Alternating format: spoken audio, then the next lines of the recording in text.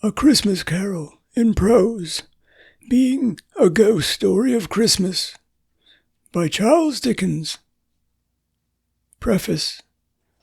I have endeavoured in this ghostly little book to raise the ghost of an idea which shall not put my readers out of humour with themselves, with each other, with the season, or with me. May it haunt their houses pleasantly, and no one wish to lay it. Their faithful friend and servant, C.D., or Charles Dickens. December 1843. Contents. Stave 1, Marley's Ghost. Stave 2, the first of the three spirits. Stave 3, the second of the three spirits. Stave 4, the last of the spirits. Stave 5, the end of it.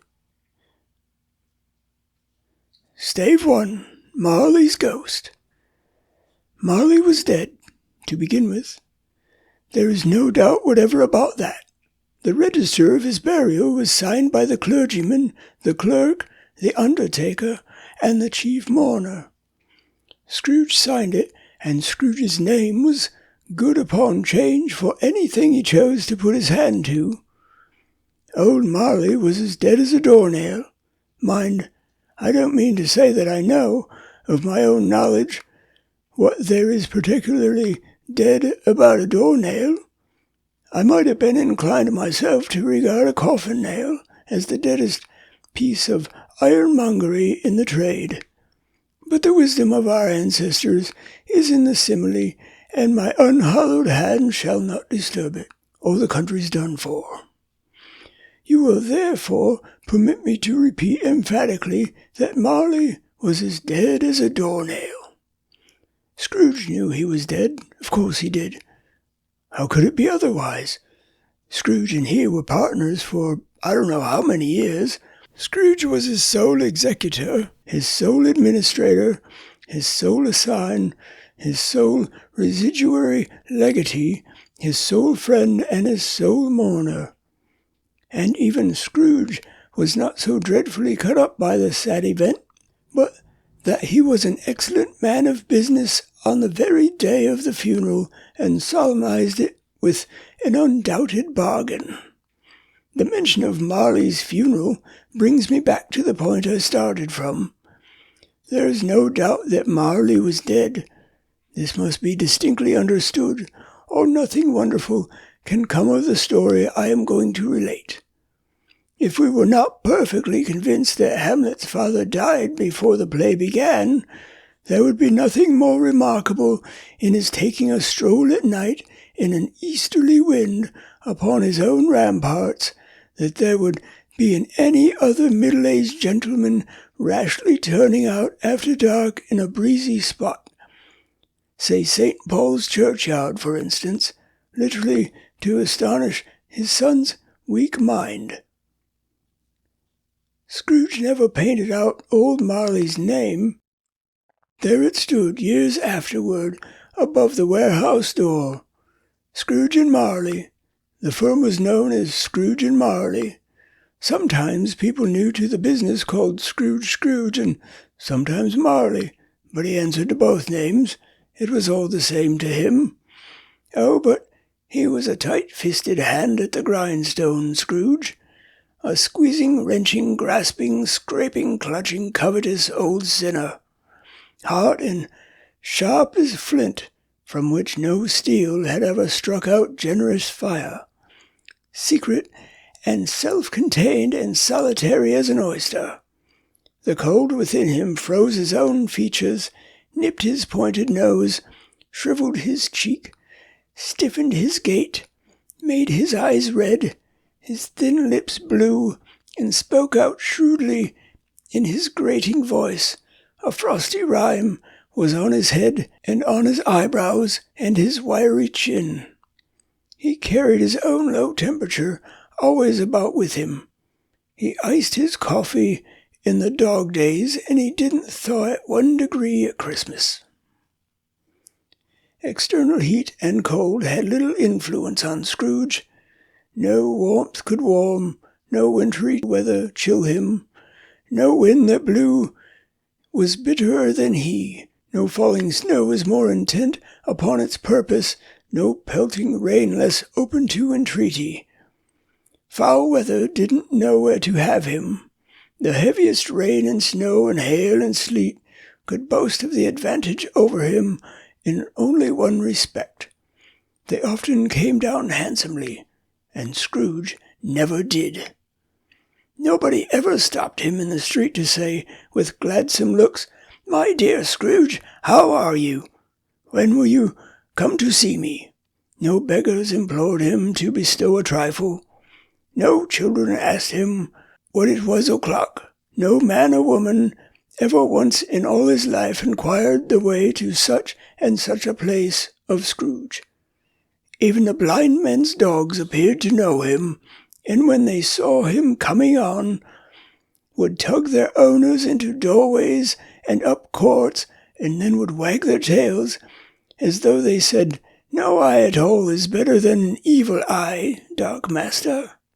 But what did Scrooge care? It was the very thing he liked, to edge his way along the crowded paths of life, warning all human sympathy to keep its distance, was what the knowing ones call nuts to Scrooge. Once upon a time, all of the good days in the year, on Christmas Eve, old Scrooge sat busy in his counting-house. It was cold, bleak, biting weather, foggy withal, and he could hear the people in the court outside go whizzing up and down, beating their hands upon their breasts, and stamping their feet upon the pavement stones to warm them. The city clocks had only just gone 3, but it was quite dark already. It had not been light all day, and candles were flaring in the windows of the neighboring offices like ruddy smears upon the palpable brown air. The fog came pouring in at every chink and keyhole, and was so dense without that although the court was of the narrowest, the houses opposite were mere phantoms. To see the dingy cloud come drooping down, obscuring everything, one might have thought that nature lived hard by, and was brewing on a large scale. The door of Scrooge's counting-house was open that he might keep his eye upon his clerk, who, in a dismal little cell beyond a sort of tank, was copying letters. Scrooge had a very small fire, but the clerk's fire was so very much smaller that it looked like one coal. But he couldn't replenish it, for Scrooge kept the coal box in his own room, and so surely as the clerk came in with the shovel, the master predicted that it would be necessary for them to part. Wherefore the clerk put on his white comforter and tried to warm himself at the candle, in which effort, not being a man of a strong imagination, he failed. "A Merry Christmas, Uncle, God save you!" cried a cheerful voice. It was the voice of Scrooge's nephew, who came upon him so quickly that this was the first intimation he had of his approach. "Bah!" said Scrooge. "Humbug!" He had so heated himself with rapid walking in the fog and frost, his nephew of Scrooge's, that he was all in a glow. His face was ruddy and handsome, his eyes sparkled, and his breath smoked again. "Christmas, a humbug, Uncle," said Scrooge's nephew. "You don't mean that, I'm sure." "I do," said Scrooge. "Merry Christmas? What right have you to be merry? What reason have you to be merry? You're poor enough." "Come, then," returned the nephew gaily. "What right have you to be dismal? What reason have you to be morose? You're rich enough." Scrooge, having no better answer ready on the spur of the moment, said "Bah!" again, and followed it up with "Humbug." "Don't be cross, Uncle," said the nephew. "What else can I be?" returned the uncle. "When I live in such a world of fools as this, Merry Christmas, out upon Merry Christmas. What's Christmas time to you but a time for paying bills without money, a time for finding yourself a year older, but not an hour richer, a time for balancing your books and having every item in 'em through a round dozen of months presented dead against you. If I could work my will, said Scrooge indignantly, every idiot who goes about with Merry Christmas on his lips should be boiled with his own pudding, and buried with a stake of holly through his heart, he should. Uncle, pleaded the nephew. Nephew, returned the uncle sternly, keep Christmas in your own way, and let me keep it in mine. Keep it, repeated Scrooge's nephew, but you don't keep it. Let me leave it alone, then, said Scrooge. Much good day it do you, much it has ever done you. There are many things from which I might have derived good, by which I have not profited, I dare say, returned the nephew, Christmas among the rest, but I am sure I have always thought of Christmas time, when it has come round, apart from the veneration due to its sacred name and origin, if anything belonging to it can be apart from that, as a good time, a kind, forgiving, charitable, pleasant time, the only time I know of, in the long calendar of the year, when men and women seem by one consent to open their shut-up hearts freely, and to think of people below them as if they really were fellow passengers to the grave, and not another race of creatures bound on other journeys. And therefore, uncle, though it has never put a scrap of gold or silver in my pocket, I believe that it has done me good, and will do me good, and I say God bless it. The clerk in the tank involuntarily applauded. Becoming immediately sensible of the impropriety, he poked the fire and extinguished the last frail spark forever. Let me hear another sound from you, said Scrooge, and you'll keep your Christmas by losing your situation. You're quite a powerful speaker, sir, he added, turning to his nephew. I wonder you don't go into Parliament. Don't be angry, uncle. Come, dine with us tomorrow. Scrooge said that he would see him. Yes, indeed he did. He went the whole length of the expression, and said that he would see him in that extremity first. But why? Cried Scrooge's nephew. Why? Why did you get married? Said Scrooge. Because I fell in love. Because you fell in love? Growled Scrooge, as if that were the only one thing in the world more ridiculous than a Merry Christmas. Good afternoon. Nay, uncle, but you never came to see me before that happened. Why give it as a reason for not coming now? Good afternoon, said Scrooge. I want nothing from you. I ask nothing of you. Why cannot we be friends? Good afternoon, said Scrooge. I am sorry with all my heart to find you so resolute. We have never had any quarrel to which I have been a party, but I've made the trial in homage to Christmas, and I'll keep my Christmas humor to the last. So, a Merry Christmas, uncle. Good afternoon, said Scrooge. And a Happy New Year. Good afternoon, said Scrooge. His nephew left the room without an angry word, notwithstanding. He stopped at the outer door to bestow the greetings of the season on the clerk, who, cold as he was warmer than Scrooge, for he returned them cordially. There's another fellow, muttered Scrooge, who overheard him.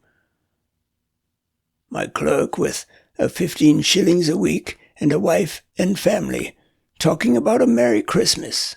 I'll retire to Bedlam. This lunatic, in letting Scrooge's nephew out, had let 2 other people in. They were portly gentlemen, pleasant to behold, and now stood with their hats off in Scrooge's office. They had books and papers in their hands, and bowed to him.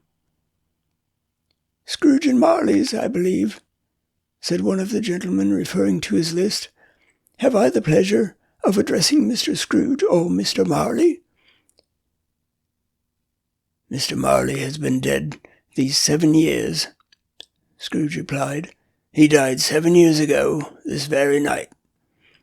We have no doubt his liberality is well represented by his surviving partner, said the gentleman, presenting his credentials.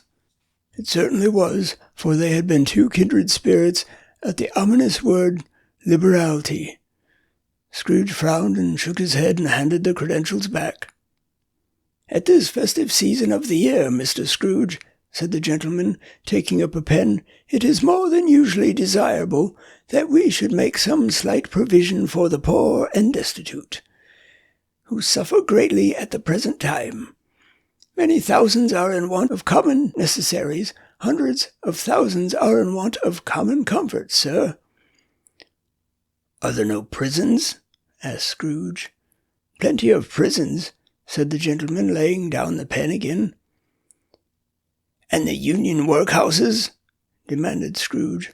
"Are they still in operation?" "They are still," returned the gentleman. "I wish I could say they were not." "The treadmill and the poor law are in full vigor, then?" said Scrooge. "Both very busy, sir." "Oh, I was afraid from what you said at first that something had occurred to stop them in their useful course," said Scrooge. "I'm very glad to hear it." "Under the impression that they scarcely furnish Christian cheer of mind or body to the multitude," returned the gentleman. "A few of us are endeavoring to raise a fund to buy the poor some meat and drink and means of warmth. We choose this time because it is a time of all others when want is keenly felt, and abundance rejoices. What shall I put you down for?" "Nothing," Scrooge replied. "You wish to be anonymous?" "I wish to be left alone," said Scrooge. "Since you ask me what I wish, gentlemen, that is my answer. I don't make merry myself at Christmas, and I can't afford to make idle people merry. I hope to support the establishments I have mentioned. They cost enough, and those who are badly off must go there." "Many can't go there, and many would rather die." "If they would rather die," said Scrooge, "they had better do it and decrease the surplus population. Besides, excuse me, I don't know that." "But you might know it," observed the gentleman.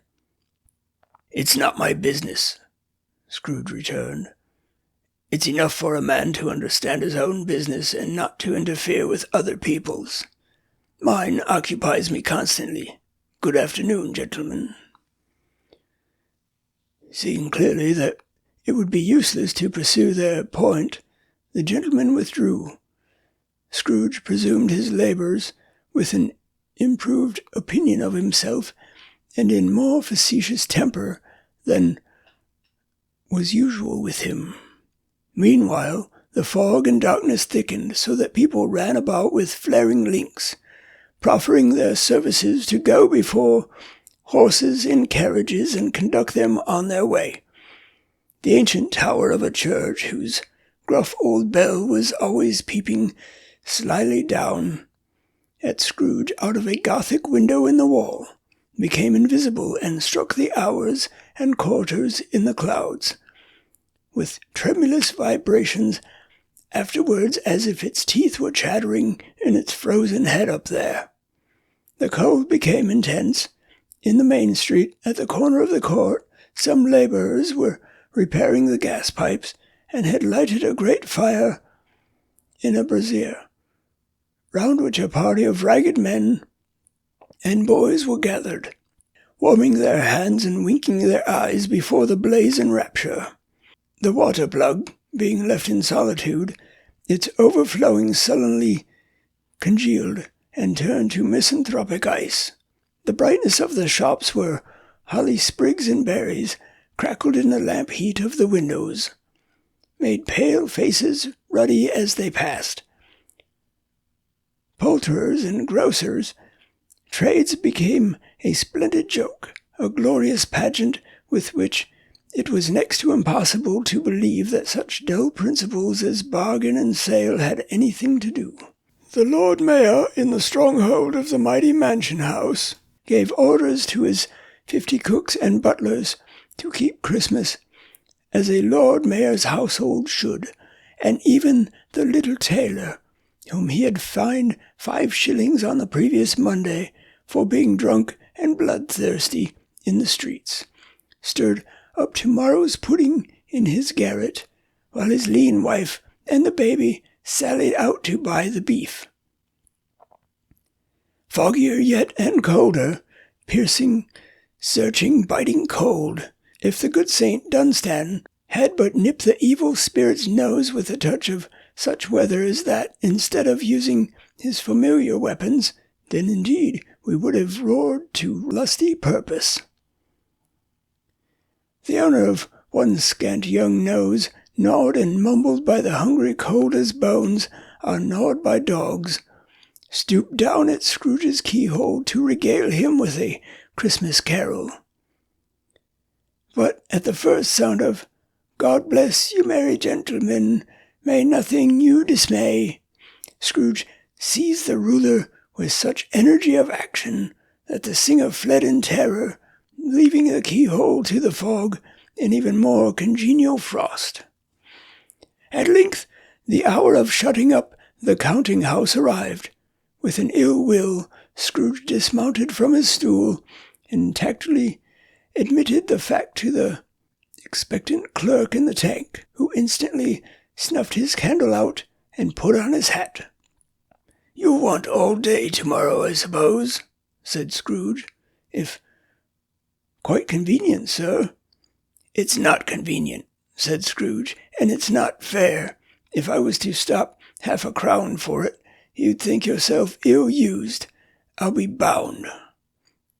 The clerk smiled faintly. "And yet," said Scrooge, "you don't think me ill-used when I pay a day's wages for no work." The clerk observed that it was only once a year. "A poor excuse for picking a man's pocket every 25th of December," said Scrooge, buttoning his greatcoat to the chin. "But I suppose you must have the whole day. Be here all the earlier next morning." The clerk promised that he would, and Scrooge walked out with a growl. The office was closed in a twinkling, and the clerk, with the long ends of his white comforter dangling below his waist, for he boasted no great coat, went down a slide on Cornhill at the end of a lane of boys 20 times, in honour of its being Christmas Eve, and then ran home to Camden Town as hard as he could pelt to play at Blindman's Bluff. Scrooge took his melancholy dinner in his usual melancholy tavern, and having read all the newspapers and beguiled the rest of the evening with his banker's book, went home to bed. He lived in chambers which had once belonged to his deceased partner. They were a gloomy suite of rooms in a lowering pile of building up a yard, where it had so little business to be that one could scarcely help fancying it must have run there when it was a young house, playing at hide-and-seek with other houses, and forgotten the way out again. It was old enough now, and dreary enough, for nobody lived in it but Scrooge, the other rooms being all lit out as offices. The yard was so dark that even Scrooge, who knew its every stone, was fain to grope with his hands. The fog and frost so hung about the black old gateway of the house that it seemed as if the genius of the weather sat in mournful meditation on the threshold. Now, it is a fact that there was nothing at all particular about the knocker on the door, except that it was very large. It is also a fact that Scrooge had seen it night and morning during his whole residence in that place. Also, that Scrooge had as little of what is called fancy about him as any man in the city of London, even including, which is a bold word, the corporation, aldermen, and livery. Let it also be borne in mind that Scrooge had not bestowed one thought on Marley since his last mention of his 7 years dead partner that afternoon. And then let any man explain to me, if he can, how it happened that Scrooge, having his key in the lock of the door, saw in the knocker without its undergoing any intermediate process of change. Not a knocker, but Marley's face. Marley's face, it was not impenetrable shadow, as the other objects in the yard were, but had a dismal light about it, like a bad lobster in a dark cellar. It was not angry or ferocious, but looked at Scrooge as Marley used to look, with ghostly spectacles turned up on its ghostly forehead. The hair was curiously stirred as if by breath or hot air, and though the eyes were wide open, they were perfectly motionless. That and its livid colour made it horrible, but its horror seemed to be in spite of the face and beyond its control, rather than part of its own expression. As Scrooge looked fixedly at this phenomenon, it was a knocker again. To say that he was not startled, or that his blood was not conscious of a terrible sensation to which it had been a stranger from infancy, would be untrue. But he put his hand upon the key he had relinquished, turned it sturdily, walked in, and lighted his candle. He did pause with a moment's irresolution before he shut the door, and he did look cautiously behind it first, as if he half expected to be terrified with the sight of Marley's pigtail sticking out into the hall. But there was nothing on the back of the door except the screws and nuts that held the knocker on, so he said, "Pooh, and closed it with a bang. The sound resounded through the house like thunder. Every room above and every cask in the wine merchant's cellar below appeared to have a separate peal of echoes of its own. Scrooge was not a man to be frightened by echoes. He fastened the door and walked across the hall and up the stairs slowly too, trimming his candle as he went.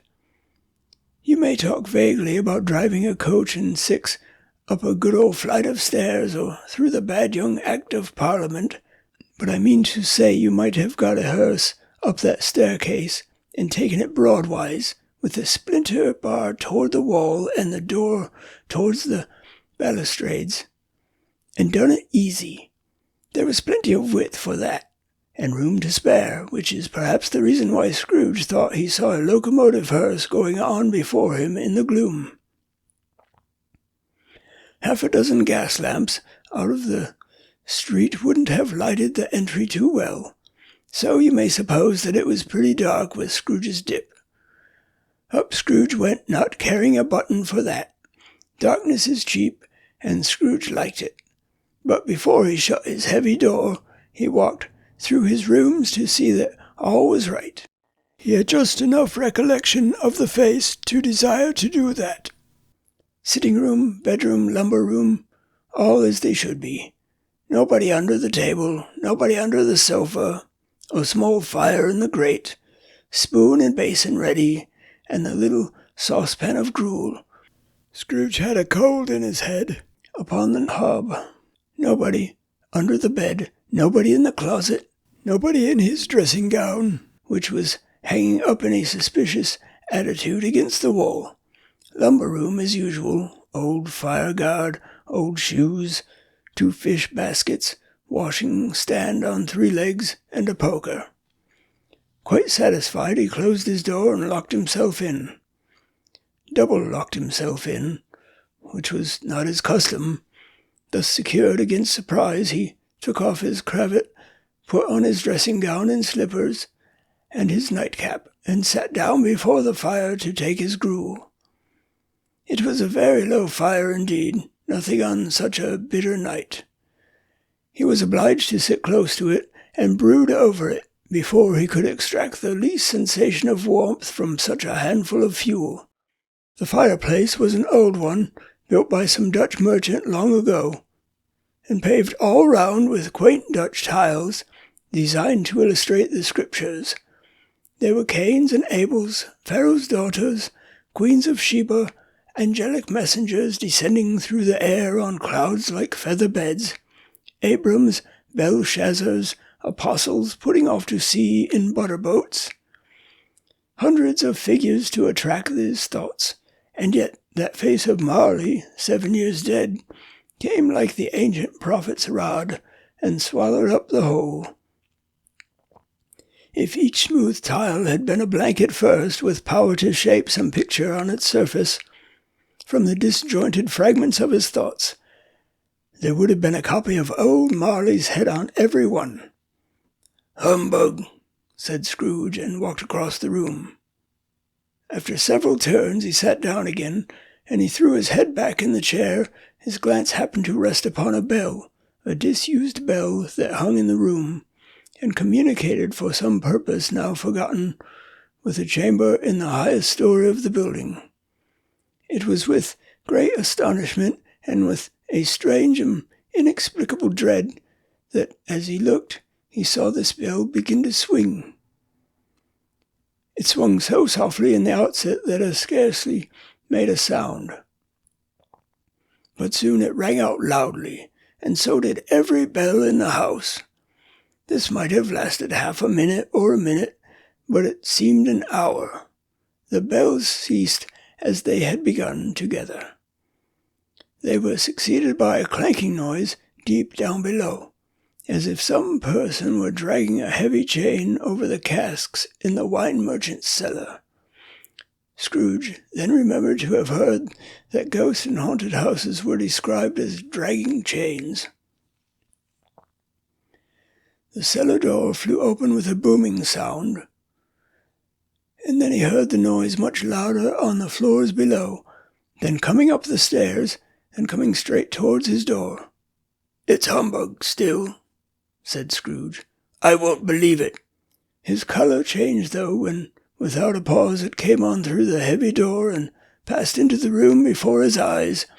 Upon its coming in, the dying flame leaped up, and, as though it cried, "I know him, Marley's ghost," and fell again. The same face, the very same. Marley in his pigtail, usual waistcoat, tights, and boots, the tassels on the latter bristling, like his pigtail and his coat skirts, and the hair upon his head. The chain he drew was clasped about his middle. It was long and wound about him like a tail, and it was made, for Scrooge observed it closely, of cash-boxes, keys, padlocks, ledgers, deeds, and heavy purses wrought in steel. His body was transparent, so that Scrooge, observing him and looking through his waistcoat, could see the 2 buttons on his coat behind. Scrooge had often heard it said that Marley had no bowels, but he had never believed it until now. No, nor did he believe it even now.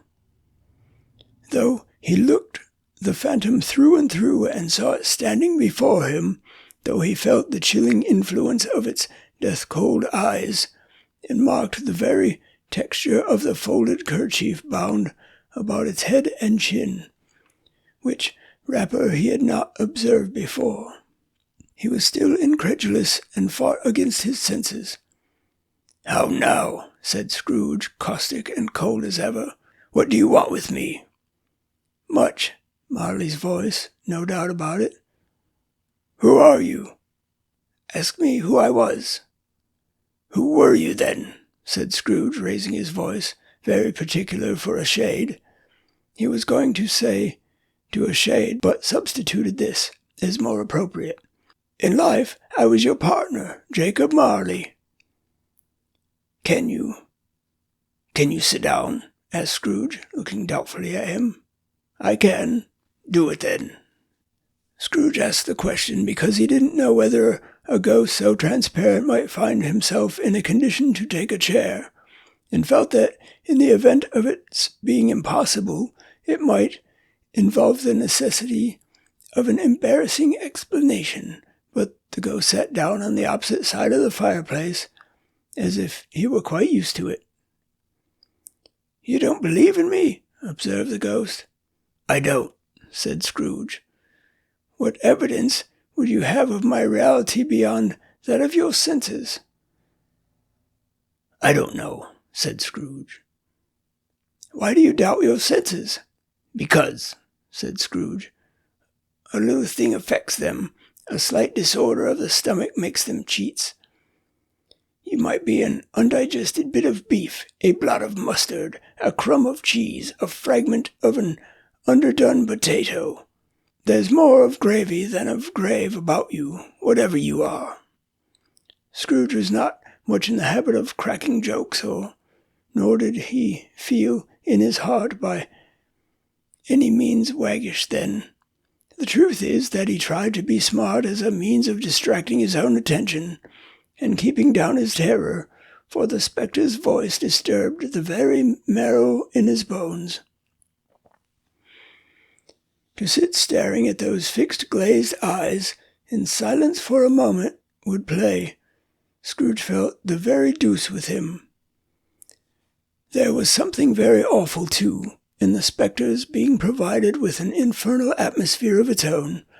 Scrooge could not feel it himself, but this was clearly the case, for though the ghost sat perfectly motionless, its hair and skirts and tassels were still agitated as by the hot vapour from an oven. "You see this toothpick?" said Scrooge, returning quickly to the charge for the reason just assigned, and wishing, though it were only for a second, to divert the vision's stony gaze from him. "I do," replied the ghost. "You are not looking at it," said Scrooge. "But I see it," said the ghost, notwithstanding. "Well," returned Scrooge, "I have but to swallow this, and be for the rest of my days persecuted by a legion of goblins, all of my own creation. Humbug, I tell you, humbug."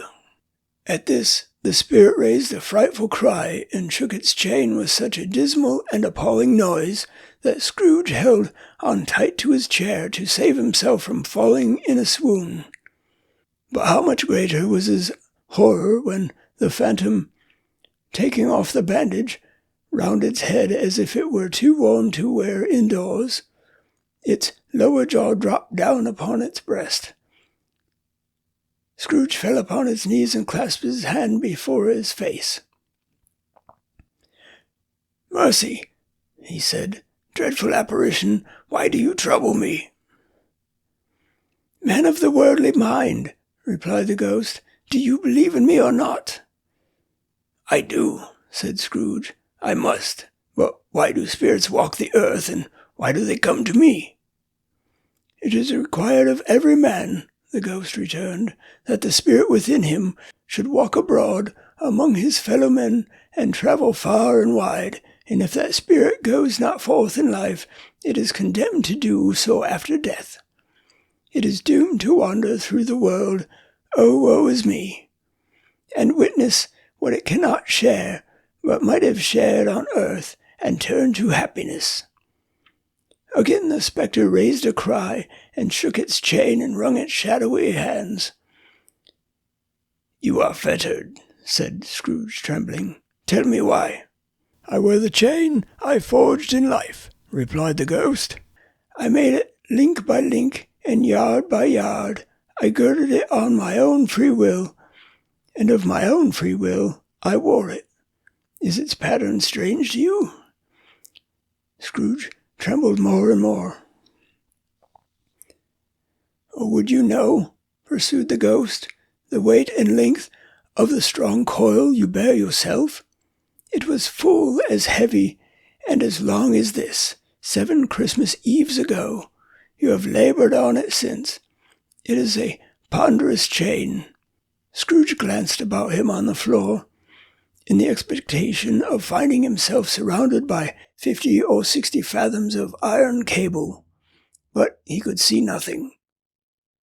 "Jacob," he said imploringly, "oh, Jacob Marley, tell me more. Speak comfort to me, Jacob." "I have none to give," the ghost replied.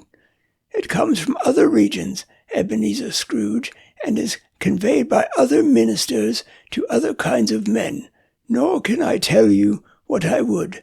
A very little more is all permitted to me. I cannot rest, I cannot stay, I cannot linger anywhere. My spirit never walked beyond our counting-house. Mark me.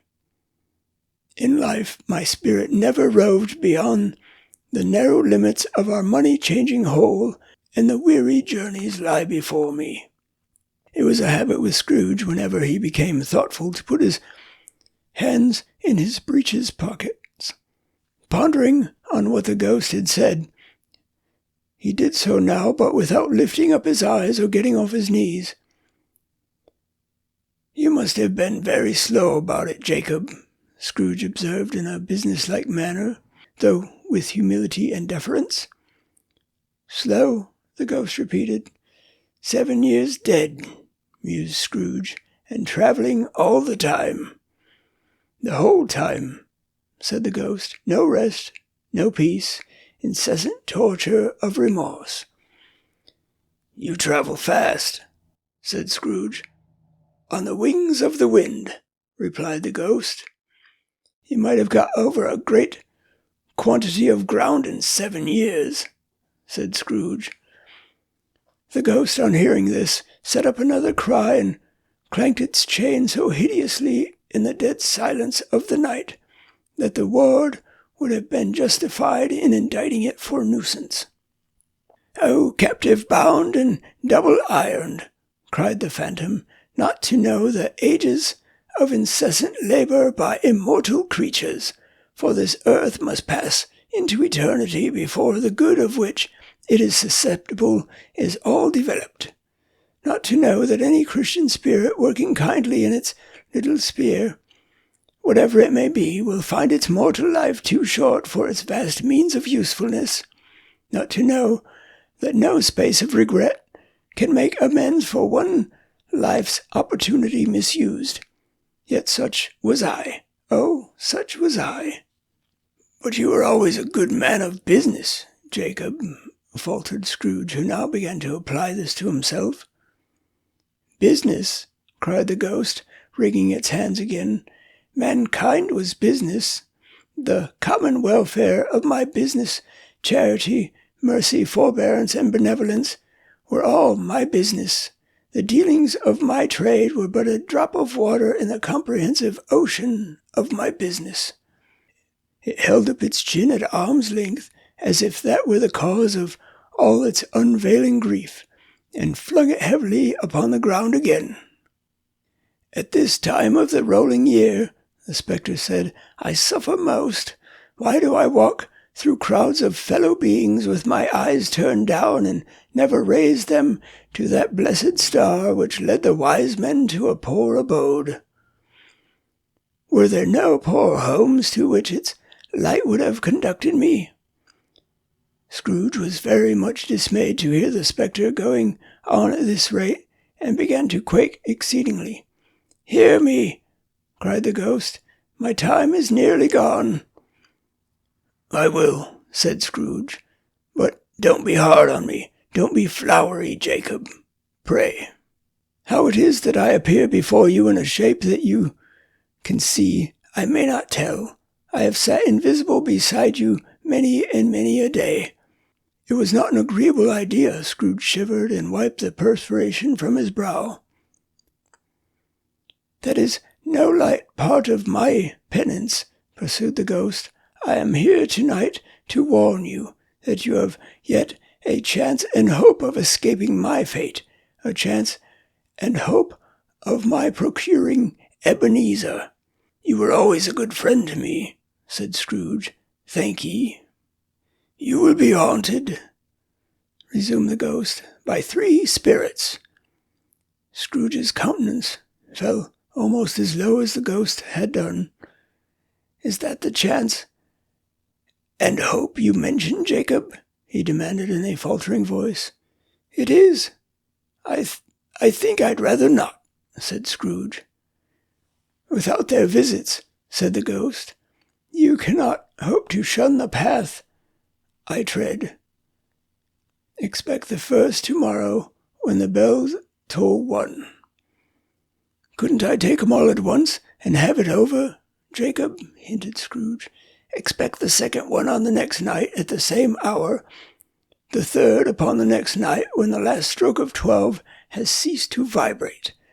Look to see me no more, and look that for your own sake you remember what has passed between us." When it had said these words, the spectre took its wrapper from the table and bound it round its head as before. Scrooge knew this by the smart sound of his teeth made when the jaws were brought together by the bandage. He ventured to raise his eyes again and found his supernatural visitor confronting him in an erect attitude, with its chain wound over and about its arm. The apparition walked backward from him, and at every step it took, the window raised itself a little, so that when the spectre reached it, it was wide open. It beckoned Scrooge to approach, which he did. When they were within 2 paces of each other, Marley's ghost held up its hand, warning him to come no nearer. Scrooge stopped, not so much in obedience as in surprise and fear, for on the raising of the hand he became sensible of confused noises in the air, incoherent sounds of lamentation and regret, wailings inexpressibly sorrowful and self-accusatory. The spectre, after listening for a moment, joined in the mournful dirge and floated out upon the bleak, dark night. Scrooge followed to the window, desperate in his curiosity. He looked out. The air was filled with phantoms, wandering hither and thither in restless haste, and moaning as they went. Every one of them wore chains like Marley's ghost. Some few, they might be guilty governments, were linked together. None were free. Many had been personally known to Scrooge in their lives. He had been quite familiar with one old ghost in a white waistcoat with a monstrous iron safe attached to its ankle, who cried piteously at being unable to assist a wretched woman with an infant, whom it saw below upon a doorstep. The misery with them all was clearly that they sought to interfere for good in human matters and had lost the power forever. Whether these creatures faded into mist or mist enshrouded them, he could not tell, but they and their spirit voices faded together, and the night became as it had been when he walked home. Scrooge closed the window and examined the door by which the ghost had entered. It was double-locked, as he had locked it with his own hands, and the bolts were undisturbed. He tried to say humbug, but stopped at the first syllable, and being from the emotion he had undergone, or the fatigue of the day, or his glimpse of the invisible world, or the dull conversation of the ghost, or the lateness of the hour, much in need of repose, went straight to bed without undressing, and fell asleep upon the instant. A Christmas Carol, Stave 2, the first of the 3 spirits.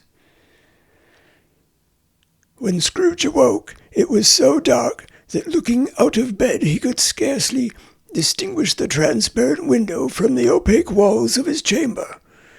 He was endeavoring to pierce the darkness with his ferret eyes when the chimes of a neighboring church struck the 4 quarters, so he listened for the hour. To his great astonishment, the heavy bell went on from 6 to 7, and from 7 to 8, and regularly up to 12, then stopped. 12. It was past 2 when he went to bed. The clock was wrong. An icicle must have got into the works. 12. He touched the spring of his repeater to correct this most preposterous clock. Its rapid little pulse beat 12 and stopped.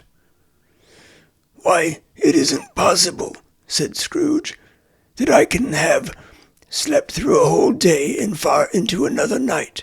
It isn't possible that anything has happened to the sun, and this is 12 at noon." The idea being an alarming one, he scrambled out of bed and groped his way to the window. He was obliged to rub the frost off with the sleeve of his dressing-gown before he could see anything, and could see very little then. All he could make out was that it was still very foggy and extremely cold, and that there was no noise of people running to and fro, and making a great stir, as there unquestionably would have been if night had beaten off bright day. and taken possession of the world. This was a great relief, because 3 days after sight of this first exchange pay to Mr. Ebenezer Scrooge, or his order, and so forth, would have become a mere United States security if there were no days to count by. Scrooge went to bed again and thought it over and over, and could make nothing of it. The more he thought, the more perplexed he was, and the more he endeavored not to think, the more he thought.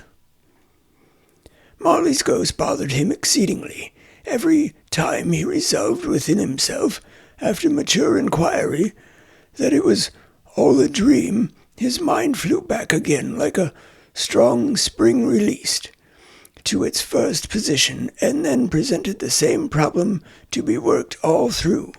Was it a dream or not? Scrooge lay in this state until the chime had gone 3/4 more, when he remembered on a sudden that the ghost had warned him of a visitation when the bell tolled 1. He resolved to lie awake until the hour was past, and, considering that he could no more go to sleep than go to heaven, this was perhaps the wisest resolution in his power. The quarter was so long that he was more than once convinced he must have sunk into a doze unconsciously and missed the clock. At length it broke upon his listening ear. "Ding-dong, 1/4 past," said Scrooge, counting. "Ding-dong, 1/2 past," said Scrooge. "Ding-dong, 1/4 to it," said Scrooge. "Ding-dong, the hour itself," said Scrooge triumphantly, "and nothing else." He spoke before the hour bell sounded, which it now did with a deep, dull, hollow, melancholy 1. Light flashed up in the room upon the instant, and the curtains of his bed were drawn. The curtains of his bed were drawn aside, I tell you, by a hand, not the curtains at his feet, nor the curtains at his back, but those to which his face was addressed. The curtains of his bed were drawn aside, and Scrooge, starting up into a half-recumbent attitude, found himself face to face with the unearthly visitor who drew them. As close to it as I am now to you, and I am standing in the spirit at your elbow. It was a strange figure, like a child, yet not so like a child as like an old man, viewed through some supernatural medium, which gave him the appearance of having receded from the view and being diminished to a child's proportions. Its hair, which hung about its neck and down its back, was white as if with age, and yet the face had not a wrinkle in it, and the tenderest bloom was on the skin. The arms were very long and muscular, the hands the same, as if its hold were of uncommon strength. Its legs and feet, most delicately formed, were like those upper members bare. It wore a tunic of the purest white, and round its waist was bound a lustrous belt, the sheen of which was beautiful. It held a branch of fresh green holly in its hand, and in singular contradiction of that wintry emblem, had its dress trimmed with summer flowers. But the strangest thing about it was that from the crown of its head there sprung a bright, clear jet of light, by which all this was visible, and which was doubtless the occasion of its using, in its duller moments, a great extinguisher for a cap, which it now held under its arm. Even this, though, when Scrooge looked at it with increasing steadiness, was not its strangest quality. For as its belt sparkled and glittered, now in one part and now in another, what was light one instant, at another time was dark, so the figure itself fluctuated in its distinctness, being now a thing with one arm, now with one leg, now with 20 legs, now a pair of legs without a head, now a head without a body, of which dissolving parts no outline would be visible in the dense gloom wherein they melted away. And in the very wonder of this, it would be itself again distinct and clear as ever. "Are you the spirit, sir, whose coming was foretold to me?" asked Scrooge. "I am." The voice was soft and gentle, singularly low, as if instead of being so close behind him, it were at a distance. "Who and what are you?" "I am the ghost of Christmas past." "Long past?" inquired Scrooge, observant of its dwarfish stature. "No, your past." Perhaps Scrooge could not have told anybody why, if anybody could have asked him, but he had a special desire to see the spirit in his cap, and begged him to be covered. "What?" exclaimed the ghost. "Would you so soon put out with worldly hands the light I give? Is it not enough that you are one of those whose passions made this cap, and forced me through the whole trains of years to wear it low upon my brow?" Scrooge reverently disclaimed all intention to offend or any knowledge of having wilfully bonneted the spirit at any period of his life. He then made hold to inquire what business brought him there. "Your welfare," said the ghost. Scrooge expressed himself much obliged, but could not help thinking that a night of unbroken rest would have been more conducive to that end. The spirit must have heard him thinking, for it said immediately, "Your reclamation, then, take heed." It put out its strong hand as it spoke, and clasped him gently by the arm. "Rise, and walk with me." It would have been in vain for Scrooge to plead that the weather and the hour were not adapted to pedestrian purposes. That bed was warm, and the thermometer a long way below freezing. That he was clad but lightly in his slippers, dressing-gown, and nightcap, and that he had a cold upon him at the time. The grasp, though gentle as a woman's hand, was not to be resisted. He rose, but finding that the spirit made towards the window, clasped his robe in supplication. "I am a mortal," Scrooge remonstrated, "and liable to fall." "Bear but a touch of my hand there," said the spirit, laying it upon his heart, "and you shall be upheld in more than this." As the words were spoken, they passed through the wall and stood upon an open country road with fields on either hand. The city had entirely vanished. Not a vestige of it was to be seen. The darkness and the mist had vanished with it, for it was a clear, cold winter day with snow upon the ground. "Good heaven!" said Scrooge, clasping his hands together as he looked about him. "I was bred in this place. I was a boy here." The spirit gazed upon him mildly. Its gentle touch, though it had been light and instantaneous, appeared still present to the old man's sense of feeling.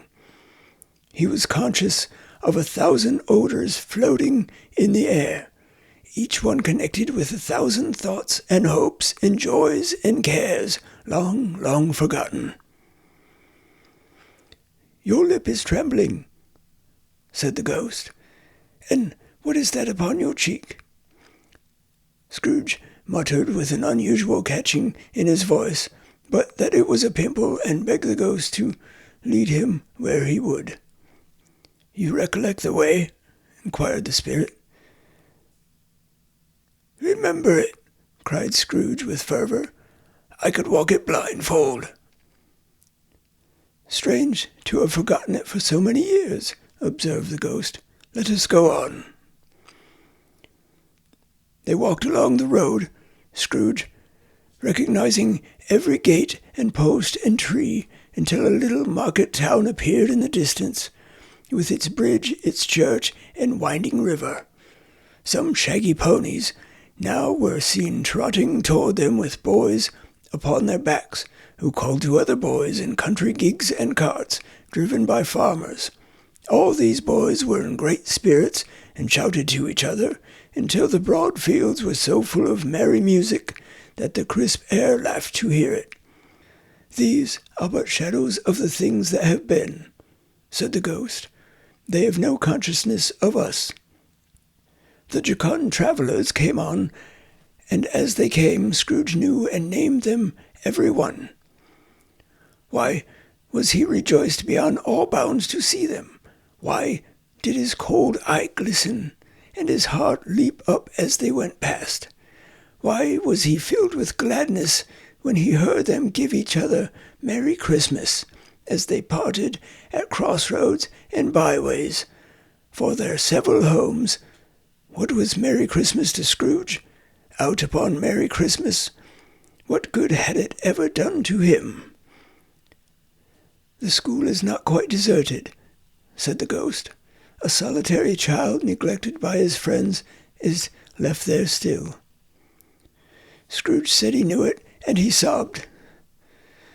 They left the high road by a well-remembered lane, and soon approached a mansion of dull red brick with a little weathercock-surmounted cupola on the roof, and a bell hanging in it. It was a large house, but one of broken fortunes, for the spacious offices were little used, their walls were damp and mossy, their windows broken, and their gates decayed. Fowls clucked and strutted in the stables, and the coach-houses and sheds were overrun with grass. Nor was it more retentive of its ancient state within, for entering the dreary hall and glancing through the open doors of many rooms, they found them poorly furnished, cold, and vast.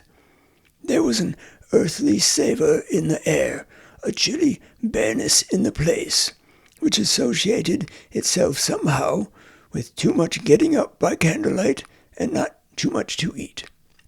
They went, the ghost and Scrooge, across the hall to a door at the back of the house.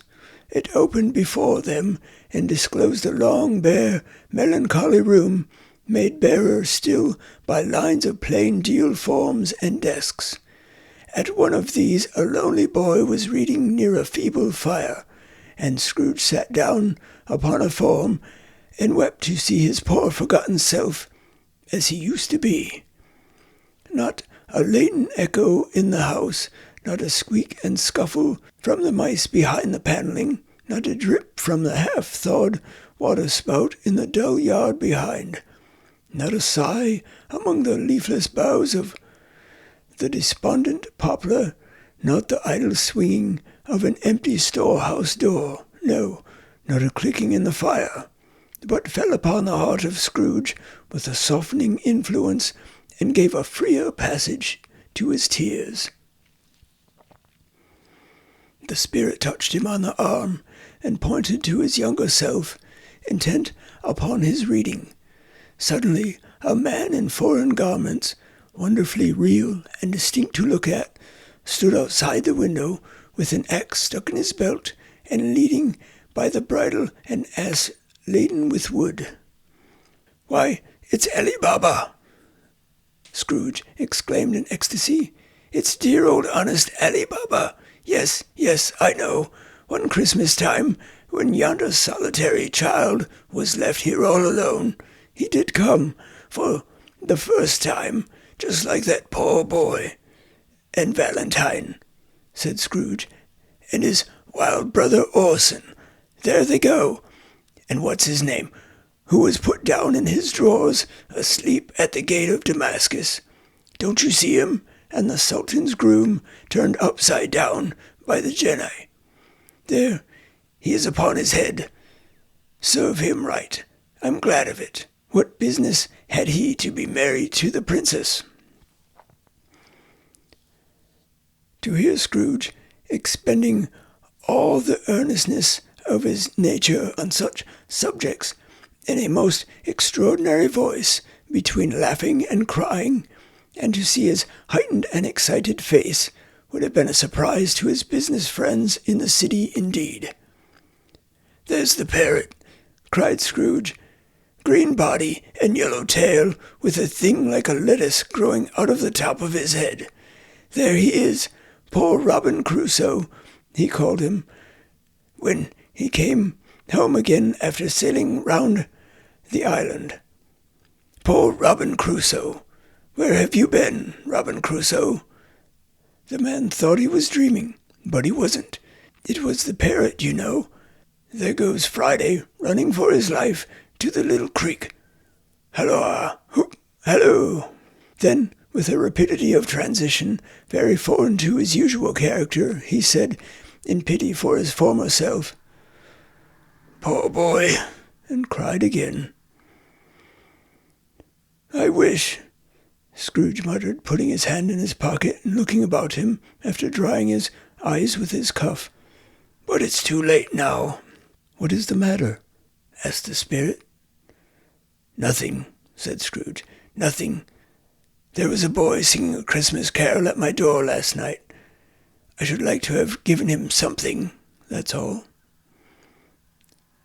The ghost smiled thoughtfully and waved its hand, saying, as it did so, Let us see another Christmas.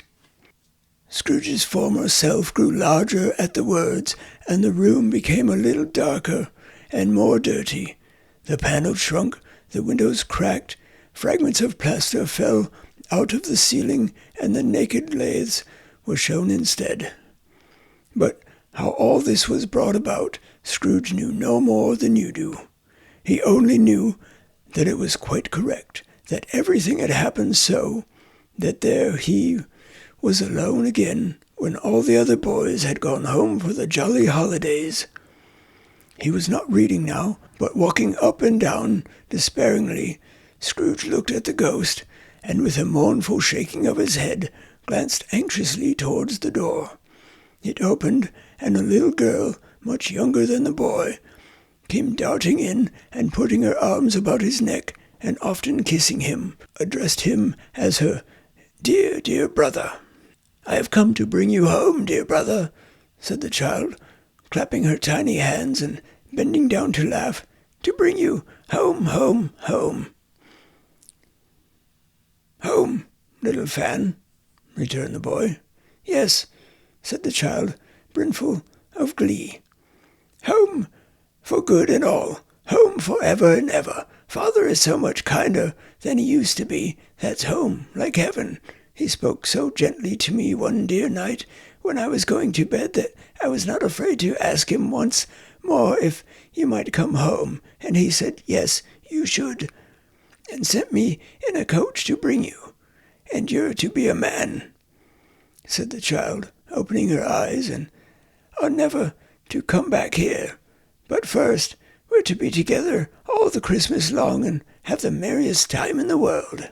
You are quite a woman, little Fan, exclaimed the boy. She clapped her hands and laughed and tried to touch his head, but being too little, laughed again and stood on tiptoe to embrace him. Then she began to drag him in her childish eagerness towards the door, and he, nothing loath to go, accompanied her. A terrible voice in the hall cried, Bring down Master Scrooge's box there! And in the hall appeared the schoolmaster himself, who glared on Master Scrooge with a ferocious condescension, and threw him into a dreadful state of mind by shaking hands with him. He then conveyed him and his sister into the veriest old well of a shivering best parlour that ever was seen, where the maps upon the wall and the celestial and terrestrial globes in the windows were waxy with cold. Here he produced a decanter of curiously light wine and a block of curiously heavy cake, and administered installments of those dainties to the young people, at the same time sending out a meagre servant to offer a glass of something to the postboy, who answered that he thanked the gentleman, but if it was the same tap as he had tasted before, he had rather not. Master Scrooge's trunk being by this time tied on to the top of the chaise, the children bade the schoolmaster good boy right willingly, and getting into it, drove gaily down the garden sweep. the quick wheels dashing the hoar frost and snow from off the dark leaves of the evergreens like spray. Always a delicate creature whom a breath might have withered, said the ghost, but she had a large heart. So she had, cried Scrooge. You're right, I will not gainsay it, spirit, God forbid. She died a woman, said the ghost, and had, as I think, children. One child, Scrooge returned. True, said the ghost, your nephew. Scrooge seemed uneasy in his mind, and answered briefly, yes. Although he had but that moment left the school behind them, when they were now in the busy thoroughfares of a city, where shadowy passengers passed and repassed, where shadowy carts and coaches battled for the way, and all the strife and tumult of a real city were. It was made plain enough by the dressing of the shops that here, too, it was Christmas time again. But it was evening, and the streets were lighted up. The ghost stopped at a certain warehouse door and asked Scrooge if he knew it. Know it, said Scrooge. Was I apprenticed here? They went in, at sight of an old gentleman in a Welsh wig, sitting behind such a high desk that if he had been 2 inches taller, he must have knocked his head against the ceiling. Scrooge cried in great excitement, Why, it's old Fezziwig! Bless his heart, it's Fezziwig alive again! Old Fezziwig laid down his pen and looked up at the clock which pointed to the hour of 7. He rubbed his hands, adjusted his capacious waistcoat, laughed all over himself from his shoes to his organ of benevolence, and called out in a comfortable, oily, rich, fat, jovial voice, Yo-ho there, Ebenezer Dick! Scrooge's former self, now grown a young man, came briskly in, accompanied by his fellow apprentice. Dick Wilkins, to be sure, said Scrooge to the ghost. Bless me, yes, there he is. He was very much attached to me, was Dick, poor Dick, dear, dear. Yo-ho, my boys, said Fezziwig. No more work tonight. Christmas Eve, Dick. Christmas, Ebenezer. Let's have the shutters up, cried old Fezziwig with a sharp clap of his hands, before a man can say Jack Robinson. You wouldn't believe how those two fellows went at it. They charged into the street with the shutters, 1, 2, 3, had 'em up in their places, 4, 5, 6, barred 'em and pinned 'em, 7, 8, 9, and came back before you could have got to 12, panting like racehorses. Hilly-ho! Cried old Fezziwig, skipping down from the high desk with wonderful agility. Clear away, my lads, and let's have lots of room here. Hilly-ho, Dick! Cheer up, Ebenezer! Clear away. There was nothing they wouldn't have cleared away or couldn't have cleared away with old Fezziwig looking on. It was done in a minute. Every movable was packed off as if it were dismissed from public life for evermore. The floor was swept and watered, the lamps were trimmed, fuel was heated upon the fire, and the warehouse was as snug and warm and dry and bright a ballroom as you would desire to see upon a winter's night. In came a fiddler with a music book, and went up to the lofty desk, and made an orchestra of it, and tuned like filthy stomach aches. In came Mrs. Fezziwig, one vast substantial smile. In came the 3 Miss Fezziwigs, beaming and lovable. In came the 6 young followers, whose hearts they broke. In came all the young men and women employed in the business. In came the housemaid, with her cousin, the baker. In came the cook, with her brother's particular friend, the milkman. In came the boy from over the way, who was suspected of not having board enough from his master, trying to hide himself behind the girl from next door but one, who was proved to have had her ears pulled by her mistress. In they all came, one after another, some shyly, some boldly, some gracefully, some awkwardly, some pushing, some pulling. In they all came, anyhow and everyhow. Away they all went, 20 couple at once. Hands half round and back again the other way, down the middle and up again, round in various stages of affectionate grouping. Old top couple always turning up in the wrong place. New top couple starting off again as soon as they got there. All top couples at last, and not a bottom one to help them. When this result was brought about, old Fezziwig, clapping his hands to stop the dance, cried out, "Well done!" and the fiddler plunged his hot face into a pot of porter, especially provided for that purpose. But scorning rest, upon his reappearance he instantly began again, though there were no dancers yet, as if the old fiddler had been carried home exhausted on a shutter, and he were a brand-new man resolved to beat him out of sight or perish. There were more dances, and there were forfeits, and more dances, and there was cake, and there was negus, and there was a great piece of cold roast, and there was a great piece of cold boiled, and there were mince pies and plenty of beer. But the great effect of the evening came after the roast and boiled, when the fiddler, an artful dog-mind, the sort of man who knew his business better than you or I could have told it him, struck up Sir Roger de Coverley.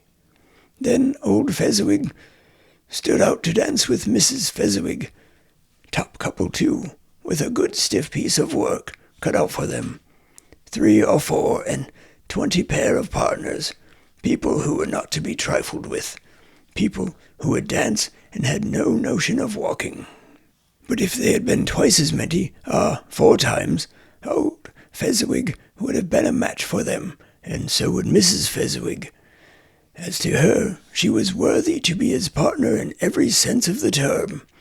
If that's not high praise, tell me higher, and I'll use it. A positive light appeared to issue from Fezziwig's calves. They shone in every part of the dance like moons. You couldn't have predicted at any given time what would have become of them. And when old Fezziwig and Mrs. Fezziwig had gone all through the dance, advance and retire, both hands to your partner, bow and curtsy, corkscrew, thread the needle, and back to your place. Fezziwig cut so deftly that he appeared to wink with his legs, and came upon his feet again without a stagger.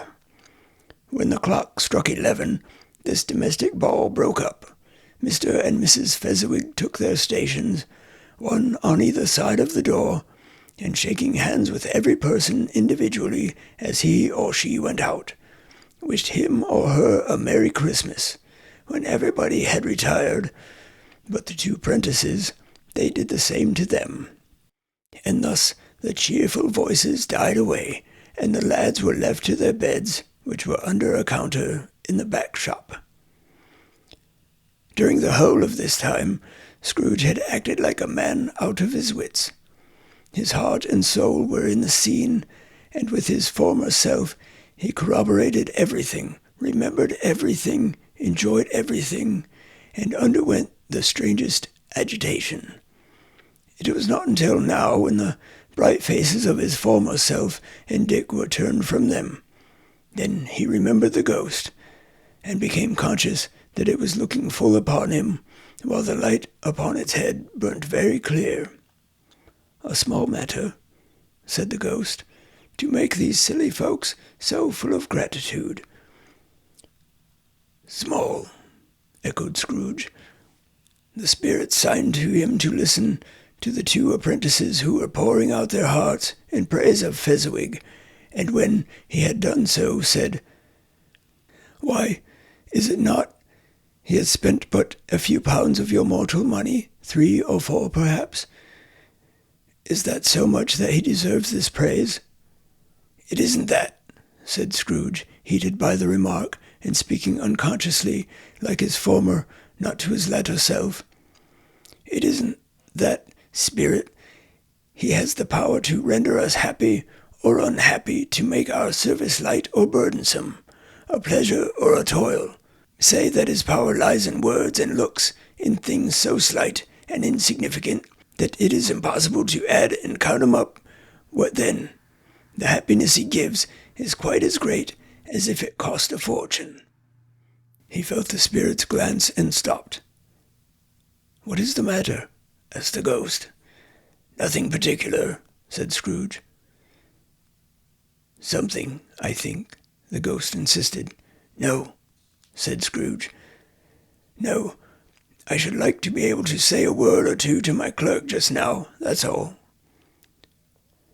His former self turned down the lamps as he gave utterance to the wish, and Scrooge and the ghost again stood side by side in the open air.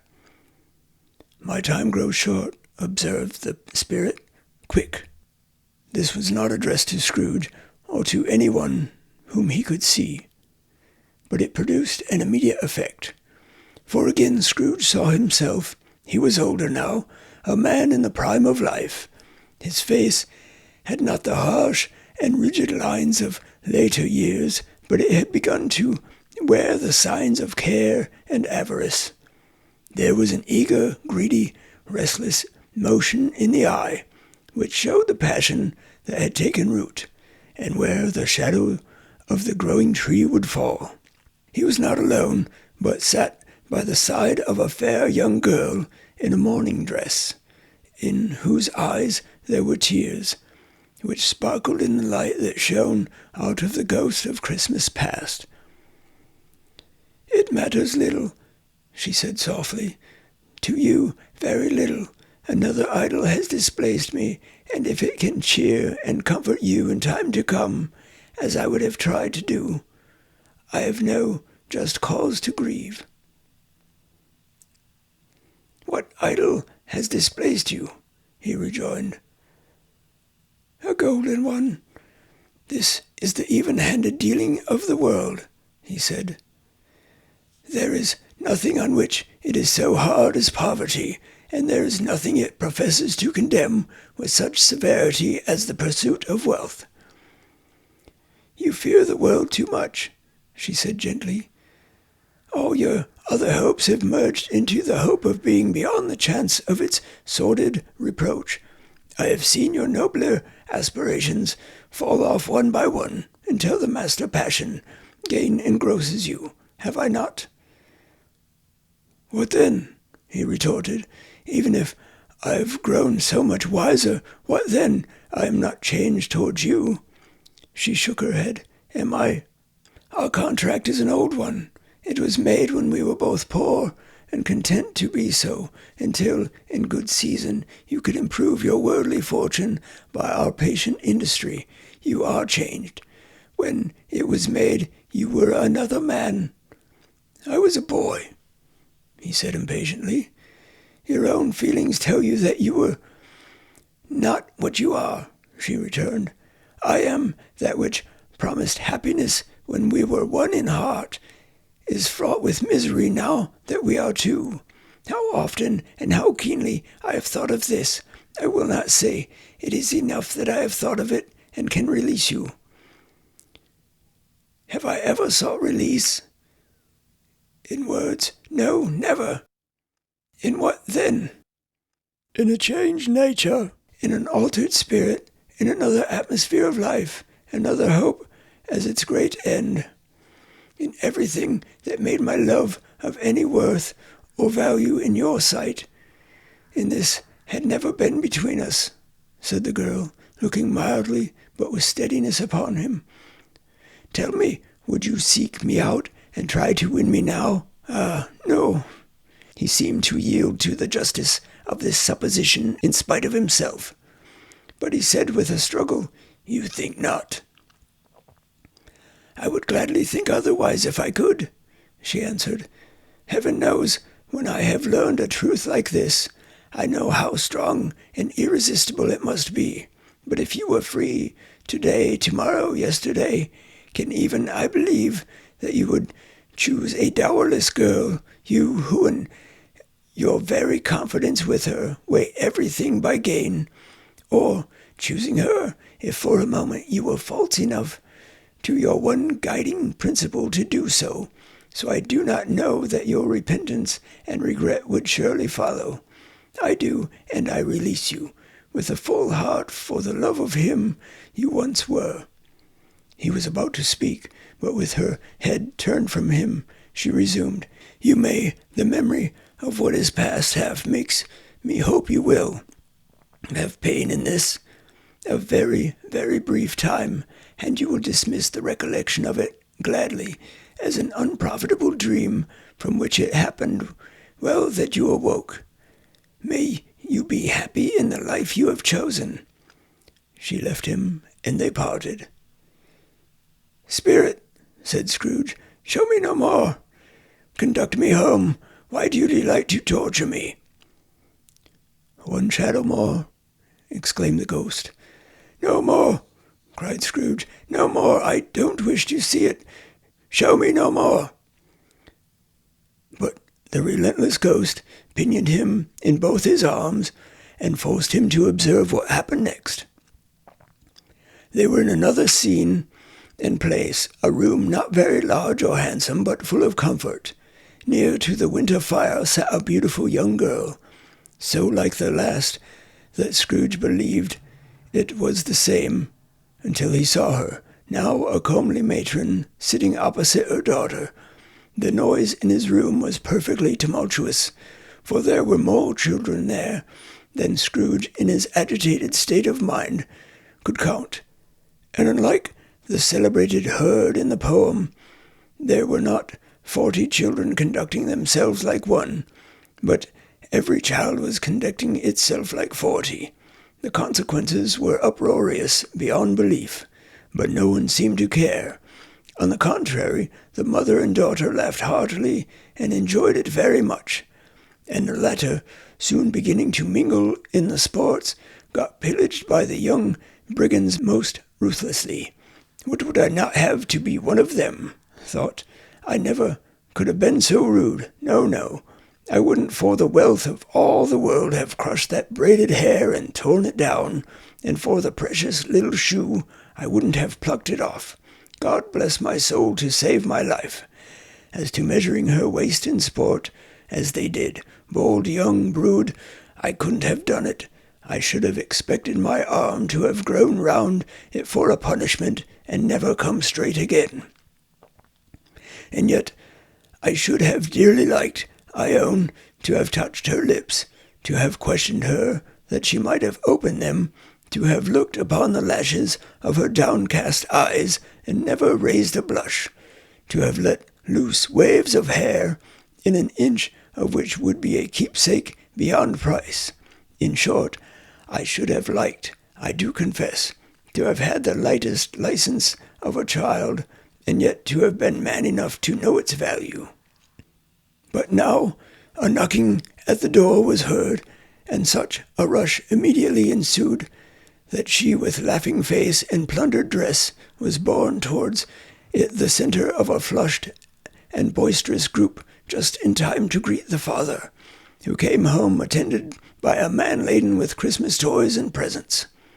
Then the shouting and the struggling and the onslaught was made on the defenceless porter, the scaling him with chairs for ladders to dive into his pockets, despoil him of brown paper parcels, hold on tight by his cravat, hug him round his neck, pummel his back, and kick his legs in irrepressible affection. The shouts of wonder and delight with which the development of every package was received, the terrible announcement that the baby had been taken in the act of putting a doll's frying pan into his mouth, and was more than suspected of having swallowed a fictitious turkey glued on a wooden platter, the immense relief of finding this a false alarm, the joy and gratitude and ecstasy, they are all indescribable alike. It is enough that by degrees the children and their emotions got out of the parlor, and by one stair at a time, up to the top of the house, where they went to bed, and so subsided. And now Scrooge looked on more attentively than ever, when the master of the house, having his daughter leaning fondly on him, sat down with her and her mother at his own fireside, and when he thought that such another creature, quite as graceful and as full of promise, might have called him father, and been a springtime in the haggard winter of his life, his sight grew very dim indeed. "Belle," said the husband, turning to his wife with a smile, "I saw an old friend of yours this afternoon. Who was it? Guess." "How can I? Tut, don't I know?" she added in the same breath, laughing as he laughed. "Mr. Scrooge." Mr. Scrooge it was. I passed his office window, and as it was not shut up, and he had a candle inside, I could scarcely help seeing him. His partner lies upon the point of death. Here and there he sat alone, quite alone in the world, I do believe. "Spirit," said Scrooge in a broken voice, "remove me from this place." "I told you these were shadows of the things that have been," said the ghost, "that they are what they are. Do not blame me." "Remove me!" Scrooge exclaimed. "I cannot bear it." He turned upon the ghost, and seeing that it looked upon him with a face in which, in some strange way, there were fragments of all the faces it had shown him, and wrestled with it. "Leave me, take me back, haunt me no longer." In the struggle, if that can be called a struggle, in which the ghost, with no visible resistance on its own part, was undisturbed by any effort of its adversary, Scrooge observed that its light was burning high and bright, and dimly connecting that with its influence over him, he seized the extinguisher cap, and by a sudden action pressed it down upon its head. The spirit dropped beneath it, so that the extinguisher covered its whole form. But though Scrooge pressed it down with all his force, he could not hide the light, which streamed from under it in an unbroken flood upon the ground. He was conscious of being exhausted, and overcome by an irresistible drowsiness, and further, of being in his own bedroom. He gave the cap a parting squeeze, in which his hand relaxed, and had barely time to reel to bed before he sank into a heavy sleep. A Christmas Carol, Stave 3, the second of the three spirits.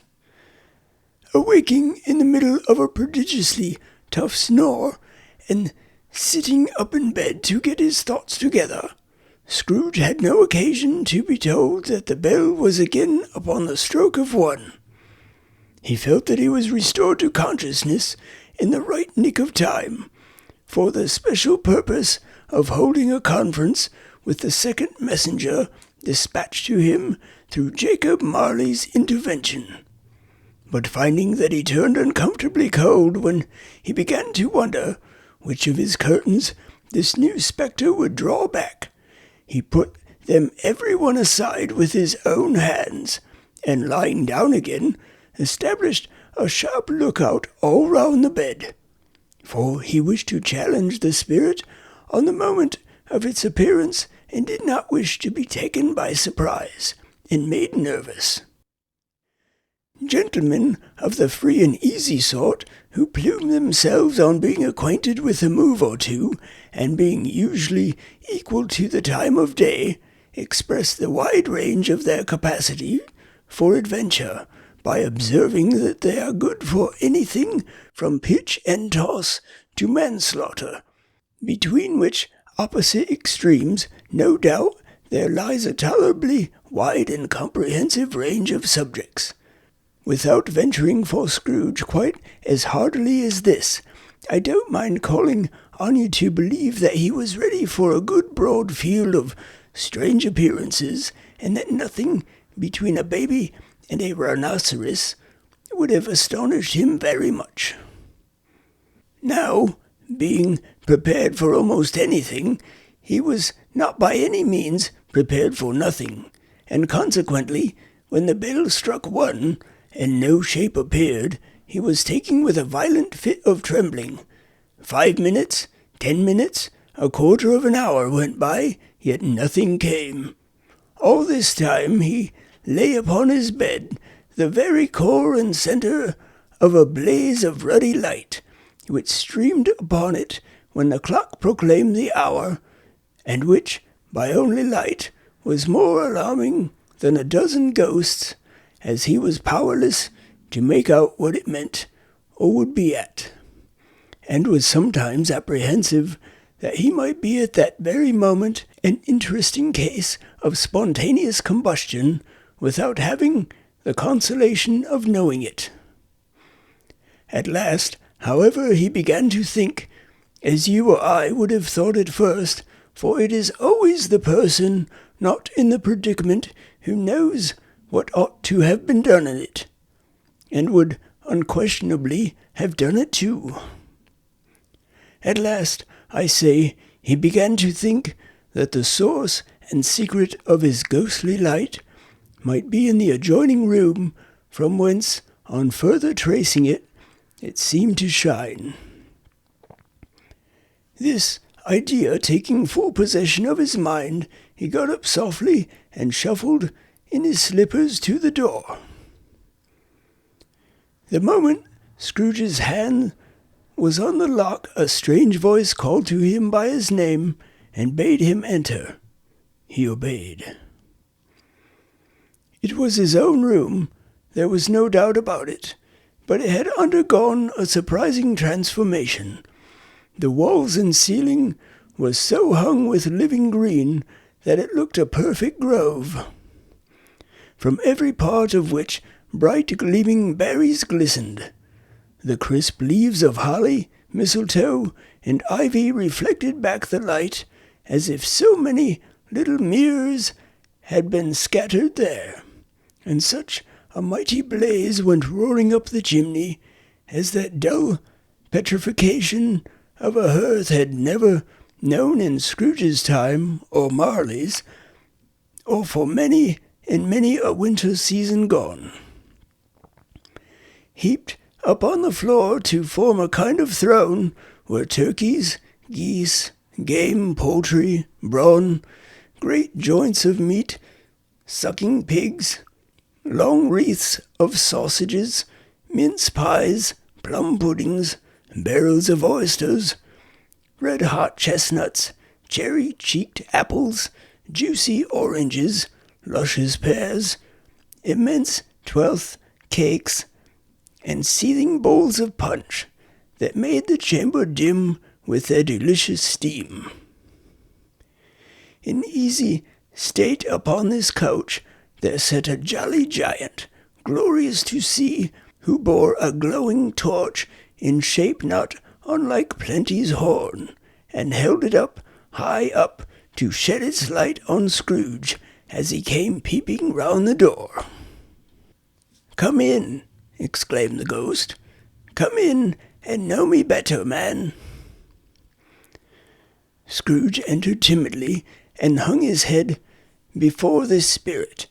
He was not the dogged Scrooge he had been, and though the spirit's eyes were clear and kind, he did not like to meet them. "I am the ghost of Christmas present," said the spirit.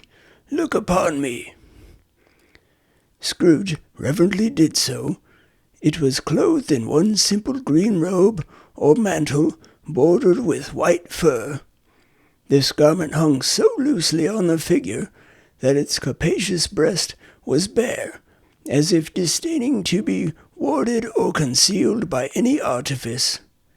Its feet, observable beneath the ample folds of the garment, who were also bare, and on its head it wore no other covering than a holly wreath, set here and there with shining icicles.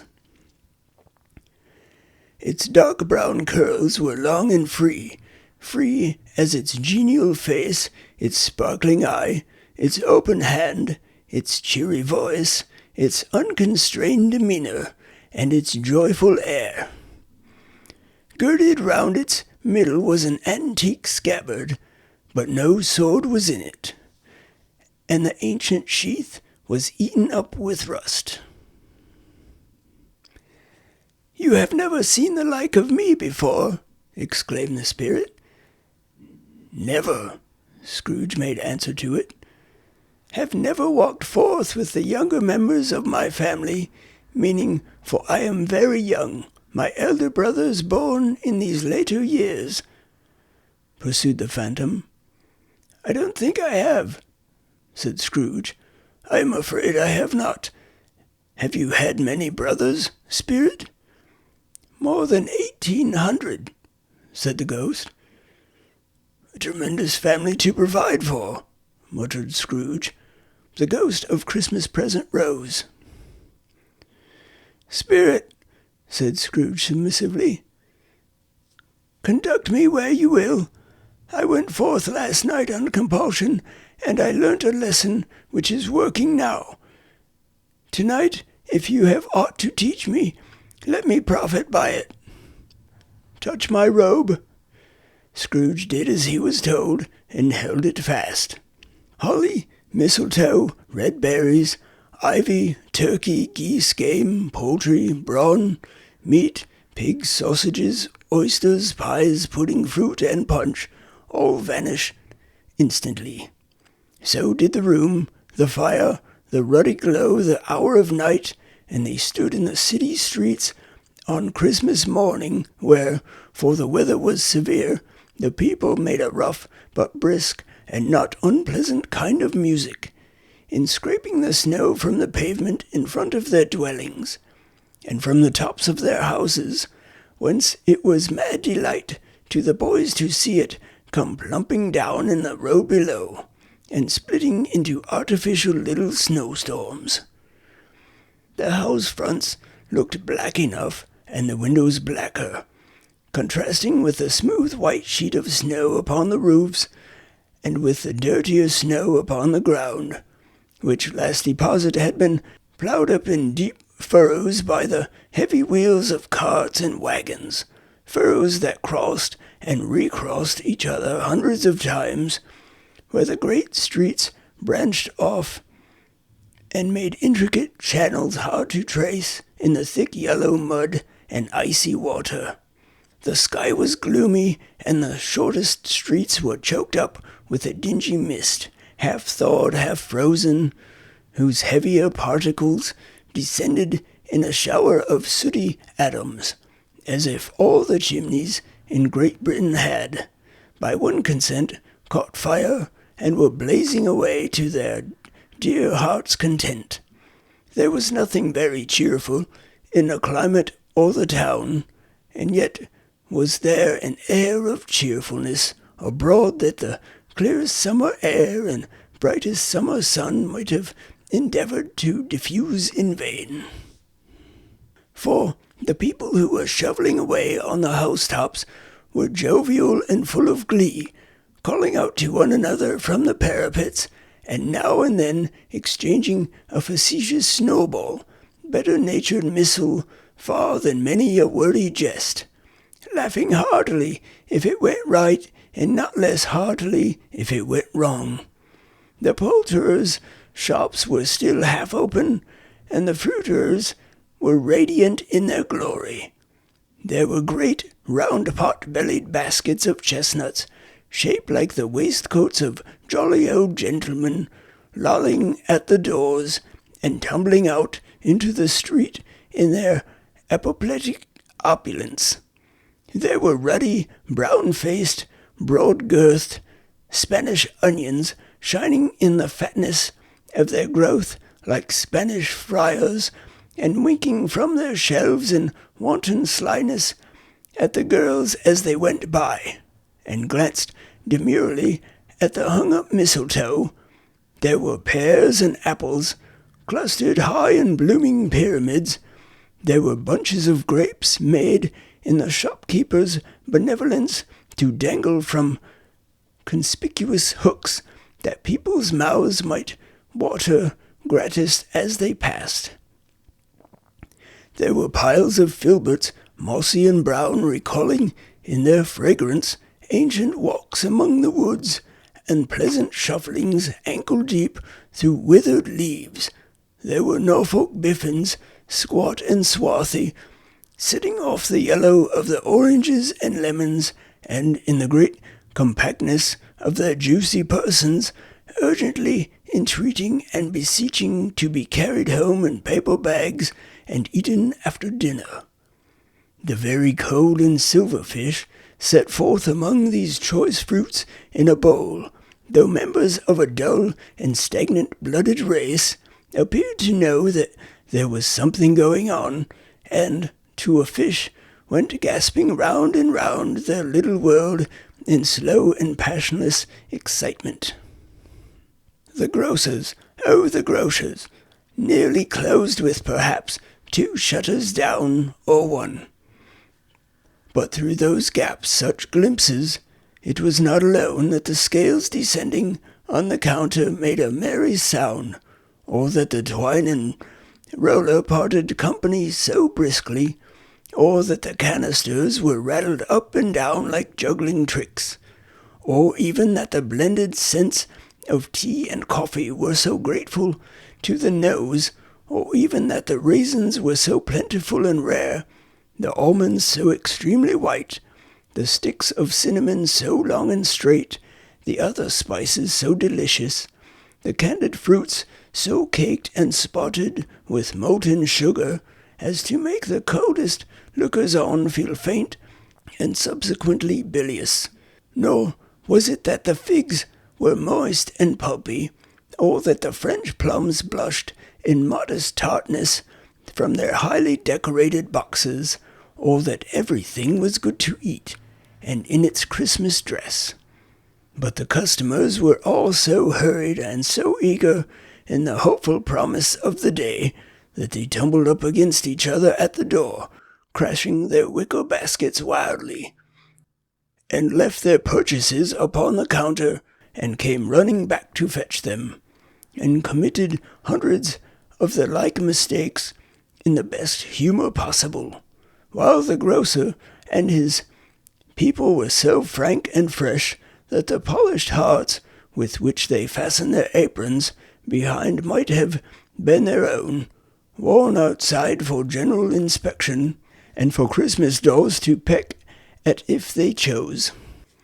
But soon the steeples called good people all to church and chapel, and away they came, flocking through the streets in their best clothes and with their gayest faces, and at the same time they emerged from scores of by-streets, lanes, and nameless turnings, innumerable people carrying their dinners to the bakers' shops. The sight of these poor revellers appeared to interest the spirit very much, for he stood with Scrooge beside him in a baker's doorway, and taking off the covers as their bearers passed, sprinkled incense on their dinners from his torch, and it was a very uncommon kind of torch, for once or twice, when there were angry words between some dinner carriers who had jostled each other, he shed a few drops of water on them from it, and their good humour was restored directly. For they said it was a shame to quarrel upon Christmas Day, and so it was, God love it, so it was. In time the bells ceased, and the bakers were shut up, and yet there was a genial shadowing forth of all these dinners and the progress of their cooking. In the thought-blotch of wet above each baker's oven, where the pavement smoked as if its stones were cooking too. "Is there a peculiar flavour in what you sprinkle from your torch?" asked Scrooge. "There is, my own." "Would it apply to any kind of dinner on this day?" asked Scrooge. "To any kindly given. To a poor one most." "Why to a poor one most?" asked Scrooge. "Because it needs it most." "Spirit," said Scrooge, after a moment's thought, "I wonder you, of all the beings in the many worlds about us, should desire to cramp these people's opportunities of innocent enjoyment." "Aye," cried the spirit, "you would deprive them of their means of dining every 7th day, often the only day on which they can be said to dine at all," said Scrooge. "Wouldn't you?" "Aye," cried the spirit, "You seek to close these places on the 7th day," said Scrooge, "and it comes to the same thing." "I seek," exclaimed the spirit. "Forgive me if I am wrong. It has been done in your name, or at least in that of your family," said Scrooge. "There are some upon this earth of yours," returned the spirit, "who lay claim to know us, and who do their deeds of passion, pride, ill will, hatred, envy, bigotry, and selfishness in our name, who are as strange to us and all our kith and kin as if they had never lived. Remember that, and charge their doings on themselves, not us." Scrooge promised that he would, and they went on, invisible as they had been before, into the suburbs of the town. It was a remarkable quality of the ghost, which Scrooge had observed at the baker's, that notwithstanding his gigantic size, he could accommodate himself to any place with ease, and that he stood beneath a low roof quite as gracefully, and like a supernatural creature as it was possible he could have done in any lofty hall. And perhaps it was the pleasure the good spirit had in showing off this power of his, or else it was his own kind, generous, hearty nature, and his sympathy with all poor men, that led him straight to Scrooge's clerk's, for there he went, and took Scrooge with him, holding to his robe, and on the threshold of the door the spirit smiled and stopped to bless Bob Cratchit's dwelling with the sprinkling of his torch. Think of that! Bob had but 15 bob a week himself. He pocketed on Saturdays but 15 copies of his Christian name, and yet the ghost of Christmas present blessed his 4-roomed house.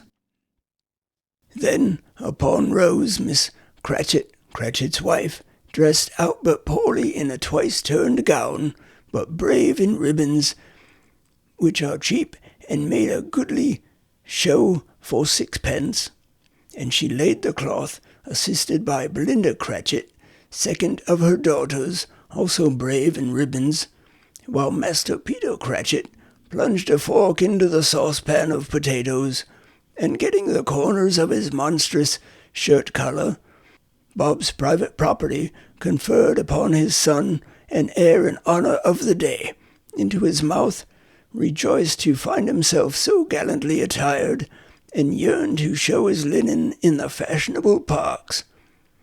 And now 2 smaller Cratchits, boy and girl, came tearing in, screaming that outside the baker's they had smelt the goose, and known it for their own, and basking in luxurious thoughts of sage and onion.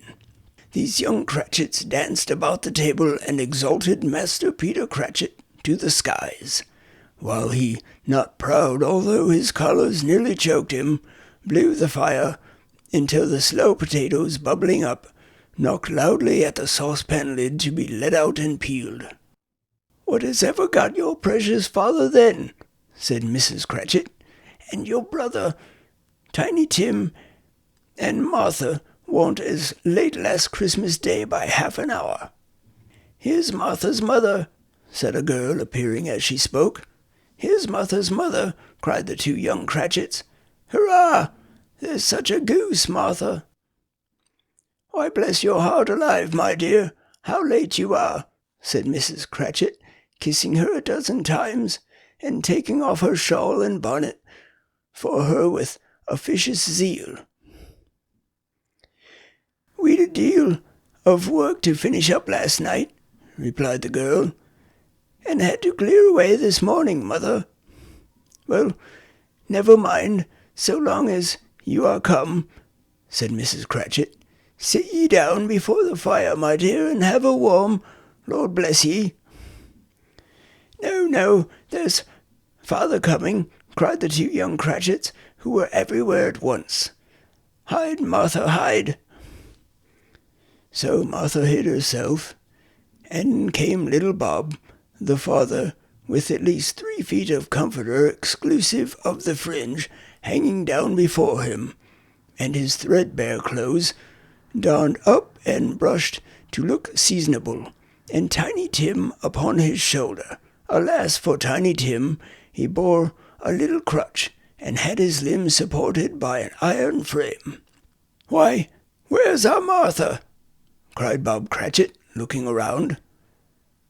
"Not coming," said Mrs. Cratchit. "Not coming," said Bob, with a sudden declension in his high spirits, for he had been Tim's blood horse all the way from church, and had come home rampant.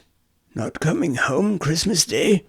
Martha didn't like to see him disappointed, if it were only a joke, so she came out prematurely from behind the closet door and ran into his arms, while the two young Cratchits hustled Tiny Tim and bore him off into the wash-house, that he might hear the pudding singing in the copper. "And how did little Tim behave?" asked Mrs. Cratchit, when she had rallied Bob on his credulity, and Bob had hugged his daughter to his heart's content. "As good as gold," said Bob, "and better. Somehow he gets thoughtful sitting by himself so much, and thinks the strangest things you have ever heard. He told me coming home that he hoped the people saw him in the church because he was a cripple, and it might be pleasant to them to remember upon Christmas Day who made lame beggars walk and blind men see." Bob's voice was tremulous when he told them this, and trembled more when he said that Tiny Tim was growing strong and hearty. His active little crutch was heard upon the floor, and back came Tiny Tim before another word was spoken, escorted by his brother and sister to his stool before the fire. And while Bob, turning up his cuffs, as if, poor fellow, they were capable of being made more shabby, compounded some hot mixture in a jug with gin and lemons, and stirred it round and round, and put it on the hob to simmer, Master Peter and the two ubiquitous young Cratchits went to fetch the goose, which they soon returned in high procession. Such a bustle ensued that you might have thought a goose, the rarest of all birds, a feathered phenomenon, to which a black swan was a matter of course, and in truth it was something very like it in that house. Mrs. Cratchit made the gravy, ready beforehand in a little saucepan, hissing hot. Master Peter mashed the potatoes with incredible vigor. Miss Belinda sweetened up the applesauce. Martha dusted the hot plates. Bob took Tiny Tim beside him in a tiny corner at the table. The two young Cratchits set chairs for everybody, not forgetting themselves and mounting guard upon their posts, crammed spoons into their mouths, lest they should shriek for goose before their turn came to be helped. At last the dishes were set on, and grace was said. It was succeeded by a breathless pause, as Mrs. Cratchit, looking slowly all along the carving knife, prepared to plunge it into the breast. But when she did, and when the long-expected gush of stuffing issued forth, one murmur of delight arose all round the board, and even Tiny Tim, excited by the two young Cratchits, beat on the table with the handle of his knife, and feebly cried, "Hurrah!" "There never was such a goose," Bob said. He didn't believe there ever was such a goose cooked. Its tenderness and flavor, size and cheapness, were the themes of universal admiration, eked out by applesauce and mashed potatoes. It was a sufficient dinner for the whole family, indeed, as Mrs. Cratchit said with great delight, surveying one small atom of a bone upon the dish. They hadn't ate it all at last, yet every one had had enough, and the youngest Cratchits in particular were steeped in sage and onion to the eyebrows. But now, the plates being changed by Miss Belinda, Mrs. Cratchit left the room alone, too nervous to bear witnesses, to take the pudding up and bring it in.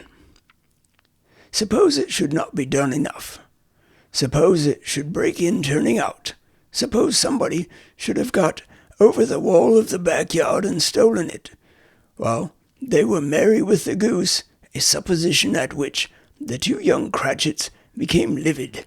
All sorts of horrors were supposed. Hallo! A great deal of steam. The pudding was out of the copper. A smell like a washing day. That was the cloth. A smell like an eating-house and a pastry cook's next door to each other, with a laundress's next door to that. That was the pudding. In half a minute Mrs. Cratchit entered, flushed, but smiling proudly, with the pudding, like a speckled cannonball, so hard and firm, blazing in half a quarter of ignited brandy, and bedight with Christmas holly stuck into the top. Oh, a wonderful pudding, Bob Cratchit said, and calmly too, that he regarded it as the greatest success achieved by Mrs. Cratchit since their marriage. Mrs. Cratchit said that now the weight was off her mind, she would confess she had had her doubts about the quantity of flour. Everybody had something to say about it, but nobody said or thought it was at all a small pudding for a large family. It would have been flat heresy to do so. Any Cratchit would have blushed to hint at such a thing. At last the dinner was all done, the cloth was cleared, the hearth swept, and the fire made up, the compound in the jug being tasted and considered perfect. Apples and oranges were put upon the table, and a shovelful of chestnuts on the fire.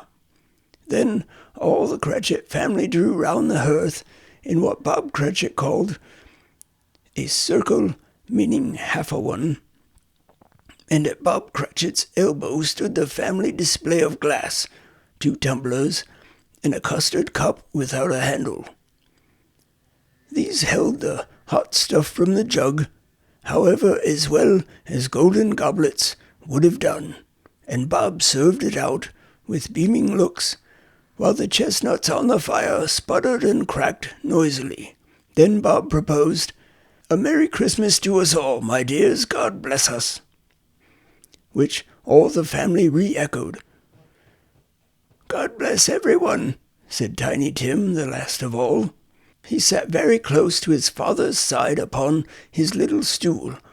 Bob held his withered little hand in his, as if he loved the child and wished to keep him by his side, and dreaded that he might be taken from him.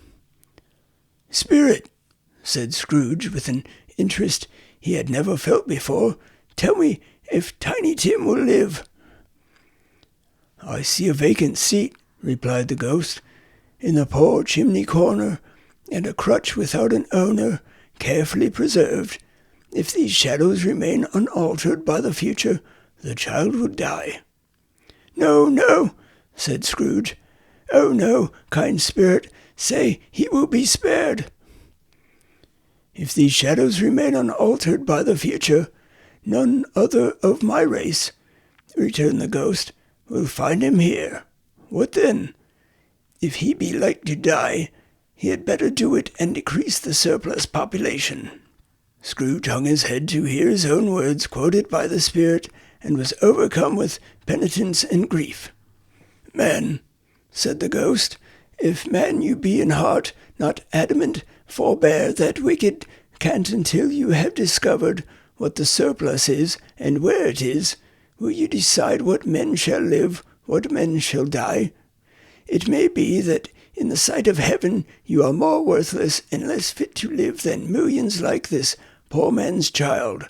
O God, to hear the insect on the leaf pronouncing on the too much life among his hungry brothers in the dust."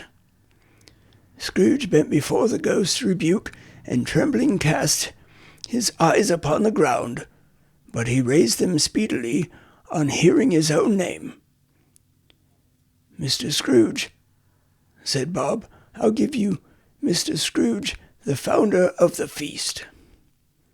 "The founder of the feast, indeed," cried Mrs. Cratchit, reddening. I wish I had him here. I'd give him a piece of my mind to feast upon, and I hope he'd have a good appetite for it." "My dear," said Bob, "the children, Christmas Day." "It should be Christmas Day, I am sure," said she, "on which one drinks the health of such an odious, stingy, hard, unfeeling man as Mr. Scrooge. You know he is, Robert. Nobody knows it better than you do, poor fellow." "My dear," was Bob's mild answer, "Christmas Day." "I'll drink his health for your sake and the day's," said Mrs. Cratchit. "Not for his. Long life to him. A Merry Christmas and a Happy New Year. He'll be very merry and very happy, I have no doubt." The children drank the toast after her. It was the first of their proceedings which had no heartiness. Tiny Tim drank it last of all, but he didn't care twopence for it. Scrooge was the ogre of the family. The mention of his name cast a dark shadow on the party, which was not dispelled for full 5 minutes. After it passed away, they were 10 times merrier than before.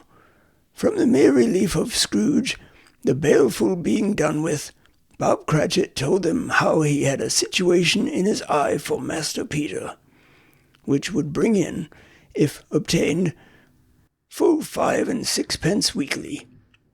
The 2 young Cratchits laughed tremendously at the idea of Peter's being a man of business, and Peter himself looked thoughtfully at the fire from beneath his collars, as if he were deliberating what particular investments he should favor when he came into the receipt of what bewildering income.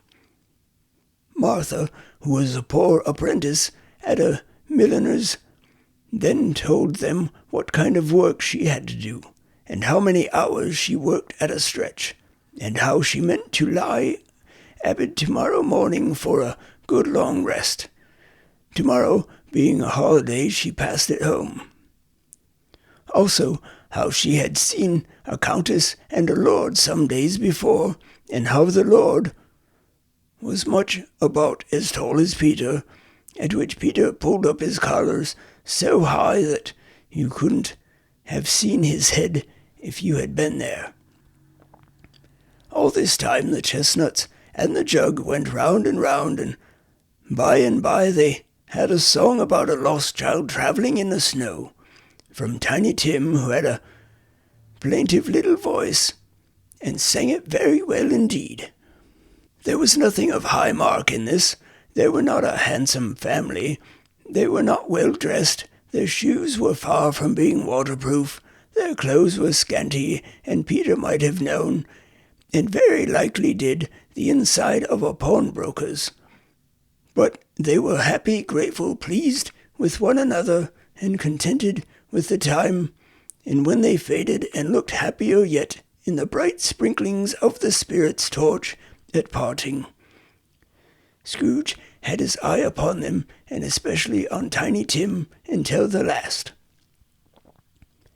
By this time it was getting dark and snowing pretty heavily, and as Scrooge and the Spirit went along the streets, the brightness of the roaring fires in the kitchens, parlors, and all sorts of rooms was wonderful.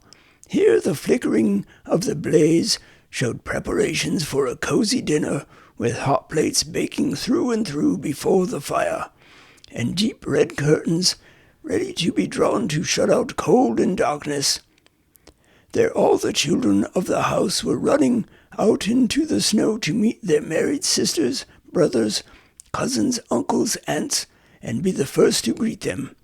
Here, again, were shadows on the window blind of guests assembling, and there a group of handsome girls, all hooded and fur-booted, and all chattering at once, tripped lightly off to some near neighbor's house, where woe upon the single man who saw them enter, artful witches.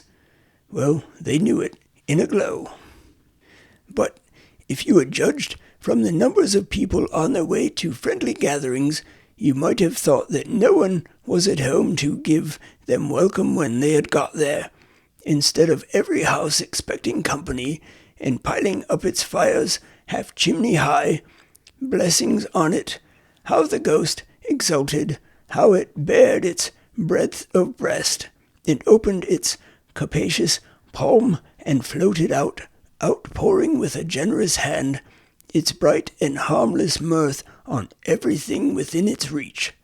The very lamplighter, who ran out before, dotting the dusky street with specks of light, and who was dressed to spend the evening somewhere, laughed out loudly as the spirit passed, though little kenned the lamplighter that he had any company but Christmas. And now, without a word of warning from the ghost, they stood upon a bleak and desert moor, where monstrous masses of rude stone were cast about, as though it were the burial place of giants, and water spread itself wheresoever it listed, or would have done so, but for the frost that held it prisoner, and nothing grew but moss and furze and coarse rank grass. Down in the west, the setting sun had left a streak of fiery red, which glared upon the desolation for an instant, like a sullen eye, and frowning, lower, lower, lower yet, was lost in the thick gloom of darkest night. "What place is this?" asked Scrooge. "A place where miners live, who labor in the bowels of the earth," returned the spirit. "But they know me. See."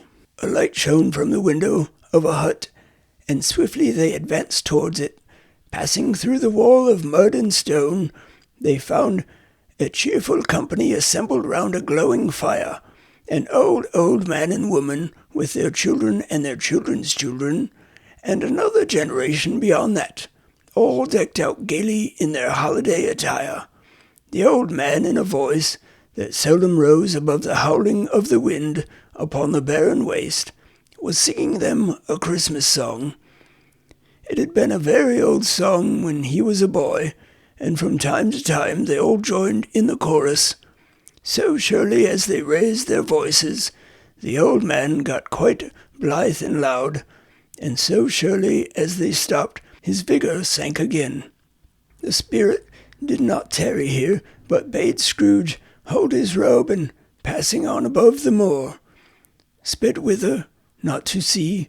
To Scrooge's horror, looking back, he saw the last of the land, a frightful range of rocks behind them, and his ears were deafened by the thundering of water as it rolled and roared, and raged among the dreadful caverns it had worn, and fiercely tried to undermine the earth. Built upon a dismal reef of sunken rocks, some league or so from shore, on which the waters chafed and dashed, the wild year through, there stood a solitary lighthouse. Great heaps of seaweed clung to its base, and storm-birds, born of the wind, one might suppose, as seaweed of the water, rose and fell about it like the waves they skimmed. But even here, 2 men who watched the light had made a fire that, through the loophole in the thick stone wall, shed out a ray of brightness on the awful sea, joining their horny hands over the rough table at which they sat. They wished each other Merry Christmas in their can of grog, and one of them, the elder, too, with his face all damaged and scarred with hard weather, as the figurehead of an old ship might be, struck up a sturdy song that was like a gale in itself. Again the ghost sped on, above the black and heaving sea, on, until, being far away, as he told Scrooge, from any shore, they lighted on a ship.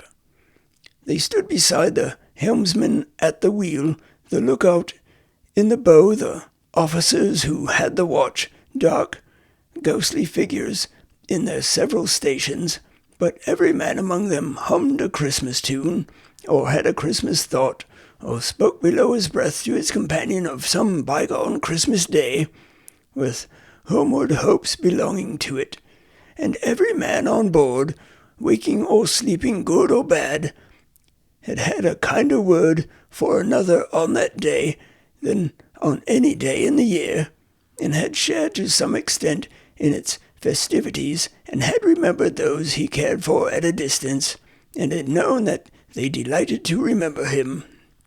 It was a great surprise to Scrooge, while listening to the moaning of the wind, and thinking what a solemn thing it was to move on through the lonely darkness over an unknown abyss, whose depths were secrets as profound as death. It was a great surprise to Scrooge, while thus engaged, to hear a hearty laugh. It was a much greater surprise to Scrooge to recognize it as his own nephew's, and to find himself in a bright, dry, gleaming room with a spirit standing smiling by his side, and looking at that same nephew with approving affability. "Ha ha!" laughed Scrooge's nephew. "Ha ha ha! If you should happen by any unlikely chance to know a man more blessed in a laugh than Scrooge's nephew, all I can say is, I should like to know him too. Introduce him to me, and I'll cultivate his acquaintance. It is a fair, even-handed, noble adjustment of things that while there is infection in disease and sorrow, there is nothing in the world so irresistibly contagious as laughter and good humor." When Scrooge's nephew laughed in this way, holding his sides, rolling his head, and twisting his face into the most extravagant contortions, Scrooge's niece, by marriage, laughed as heartily as he, and their assembled friends, being not a bit behindhand, roared out lustily, "Ha ha ha ha! He said that Christmas was a humbug, as I live," cried Scrooge's nephew. "He believed it too." "More shame for him, Fred," said Scrooge's niece indignantly. "Bless those women, they never do anything by halves. They are always in earnest." She was very pretty, exceedingly pretty, with a dimpled, surprised-looking capital face, a ripe little mouth that seemed made to be kissed, as no doubt it was, all kinds of good little dots about her chin that melted into one another when she laughed, and the sunniest pair of eyes you ever saw in any little creature's head, although she was what you would have called provoking, you know, but satisfactory too. Oh, perfectly satisfactory. "He's a comical old fellow," said Scrooge's nephew. "That's the truth, and not so pleasant as he might be. However, his offences carry their own punishment, and I have nothing to say against him." "I'm sure he is very rich, Fred," hinted Scrooge's niece. "At least, you always tell me so." "What of that, my dear?" said Scrooge's nephew. "His wealth is of no use to him. He don't do any good with it. He don't make himself comfortable with it. He hasn't the satisfaction of thinking, ha ha ha, that he is ever going to benefit us with it." "I have no patience with him," observed Scrooge's niece. Scrooge's niece's sisters and all the other ladies expressed the same opinion. "Oh, I have," said Scrooge's nephew. "I am sorry for him. I couldn't be angry with him if I tried. Who suffers by his ill whims himself always. Here he takes it into his head to dislike us, and he won't come and dine with us. What's the consequence? He don't lose much of a dinner." "Indeed, I think he loses a very good dinner," interrupted Scrooge's niece. Everybody else said the same, and they must be allowed to have been competent judges, because they had just had dinner, and, with the dessert upon the table, they were clustered round the fire by lamplight. "Well, I am very glad to hear it," said Scrooge's nephew, "because I haven't great faith in these young housekeepers. What do you say, Topper?" Topper had clearly got his eye upon one of Scrooge's niece's sisters, for he answered that a bachelor was a wretched outcast, who had no right to express an opinion on the subject, whereat Scrooge's niece's sister, the plump one with her lace tucker, not the one with the roses, blushed. "Do go on, Fred," said Scrooge's niece, clapping her hands. He never finishes what he begins to say. He is such a ridiculous fellow." Scrooge's nephew revelled in another laugh, and as it was impossible to keep the infection off, though the plump sister tried hard to do it with aromatic vinegar, his example was unanimously followed. "I was only going to say," said Scrooge's nephew, "that the consequence of his taking a dislike to us, and not making merry with us, is, as I think, that he loses some pleasant moments, which could do him no harm. I am sure he loses pleasanter companions than he can find in his own thoughts, either in his mouldy old office or his dusty chambers. I mean to give him the same chance every year, whether he likes it or not, for I pity him. He may rail at Christmas till he dies, but he can't help thinking better of it. I defy him. If he finds me going there in a good temper year after year, and saying, 'Uncle Scrooge, how are you?' if it only puts him in the vein to leave his poor clerk £50, that's something, and I think I shook him yesterday." It was their turn to laugh now at the notion of his shaking Scrooge, but being thoroughly good-natured and not much caring what they laughed at, so they laughed at any rate. He encouraged them in their merriment and passed the bottle joyously. After tea they had some music, for they were a musical family, and knew what they were about when they sung a glee or catch. I can assure you, especially Topper, who could growl away in the bass like a good one, and never swell the large veins in his forehead, and get red in the face over it. Scrooge's niece played well upon the harp, and played, among other tunes, a simple little air, a mere nothing, you might learn to whistle it in 2 minutes, which had been familiar to the child who fetched Scrooge from the boarding school, as he had been reminded by the ghost of Christmas past. When this strain of music sounded, all the things that ghost had shown him came upon his mind. He softened more and more, and thought that if he could have listened to it often years ago, he might have cultivated the kindness of life for his own happiness with his own hands, without resorting to the sexton's spade that buried Jacob Marley. But they didn't devote the whole evening to music. After a while they played a forfeits, for it is good to be children sometimes, and never better than at Christmas, when its mighty founder was a child himself. Stop. There was first a game at Blind Man's Buff. Of course there was, and I know more believe Topper was really blind than I believe he had eyes in his boots. My opinion is that it was a done thing between him and Scrooge's nephew, and that the ghost of Christmas present knew it. The way he went after that plump sister in the lace tucker was an outrage on the credulity of human nature. Knocking down the fire irons, tumbling over the chairs, bumping against the piano, smothering himself among the curtains, wherever she went, there went he. He always knew where the plump sister was. He wouldn't catch anybody else. If you had fallen up against him, as some of them did on purpose, he would have made a feint of endeavoring to seize you, which would have been an affront to your understanding, and would instantly have sidled off in the direction of the plump sister. She often cried out that it wasn't fair, and it really was not. But when at last he caught her, when, in spite of all her silken rustlings and her rapid flutterings past him, he got her into a corner whence there was no escape, then his conduct was the most execrable, for his pretending not to know her, his pretending that it was necessary to touch her headdress, and further to assure himself of her identity by pressing a certain ring upon her finger, and a certain chain about her neck, was vile, monstrous.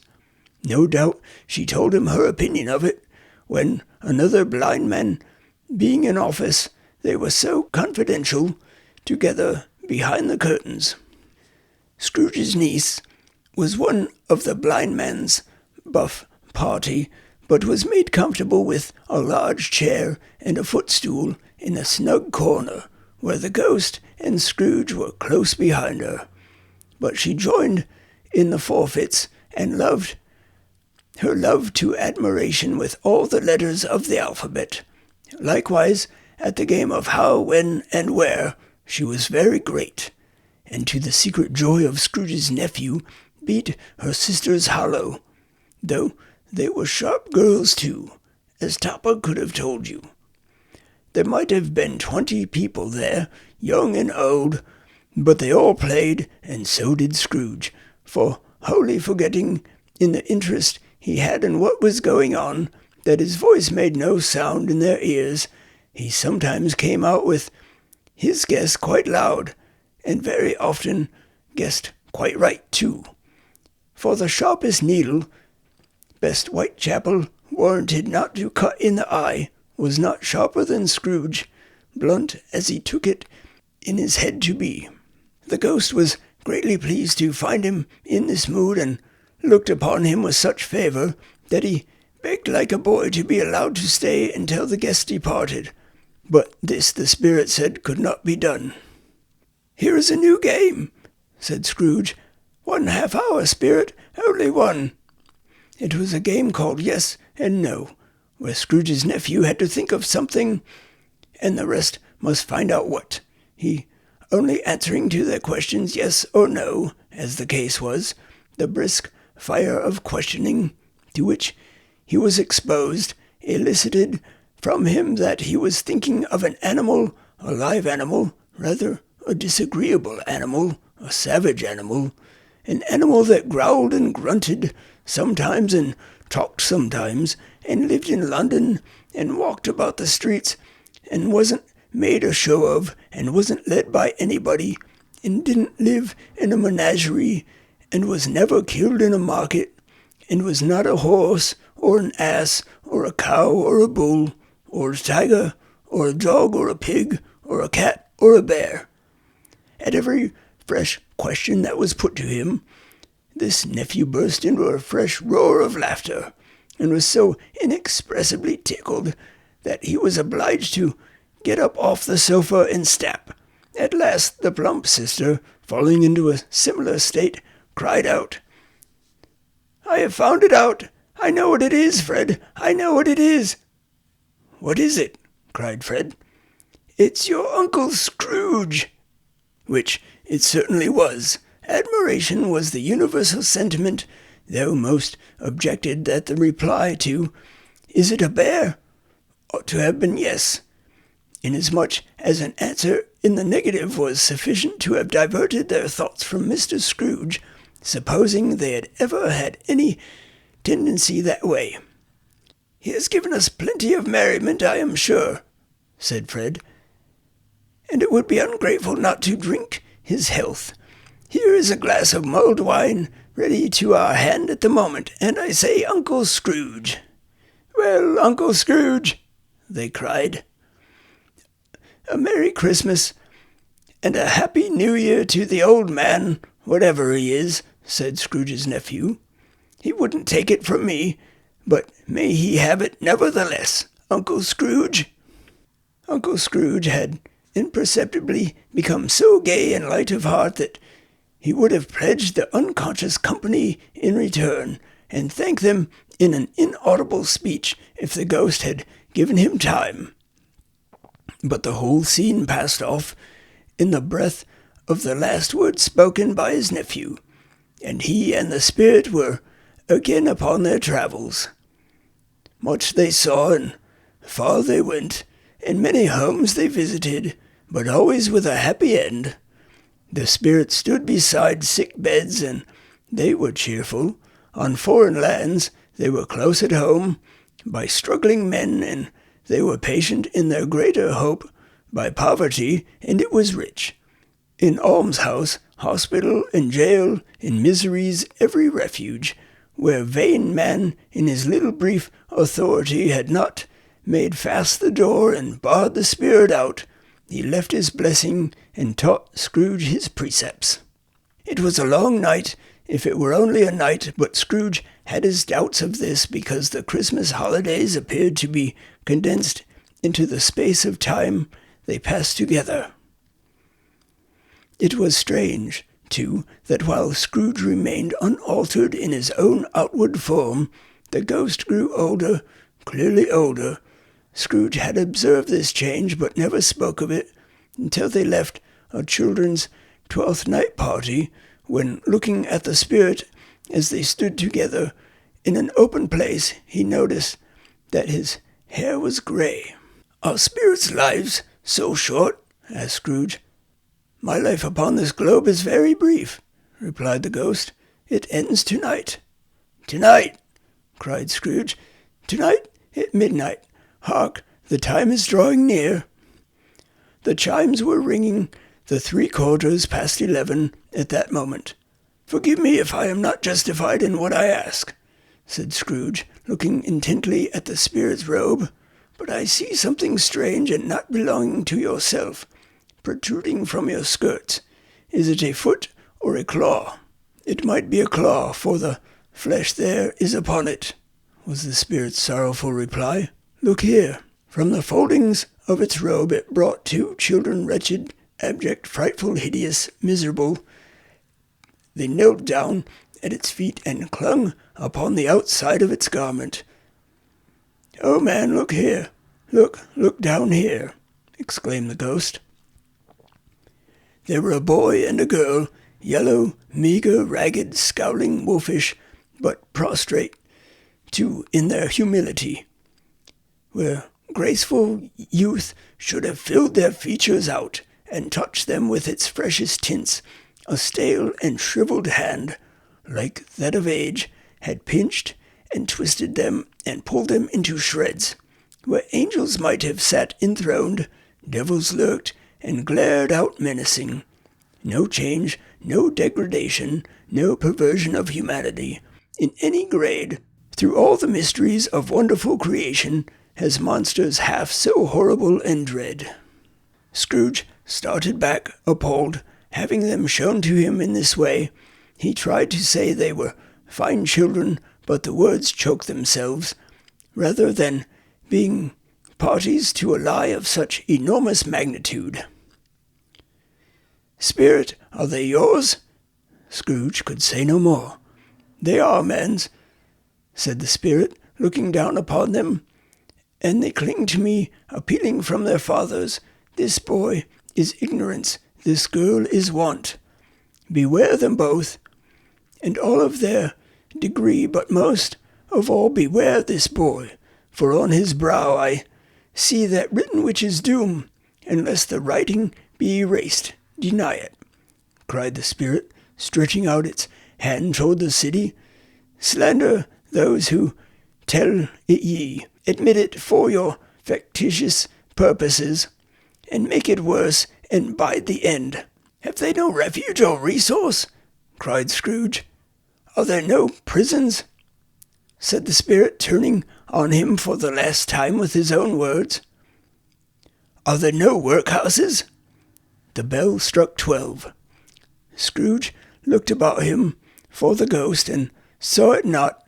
As the last stroke ceased to vibrate, he remembered the prediction of old Jacob Marley. Lifting up his eyes, beheld a solemn phantom, draped and hooded, coming like a mist along the ground towards him. A Christmas Carol, Stave 4, The Last of the Spirits. The phantom slowly, gravely, silently approached.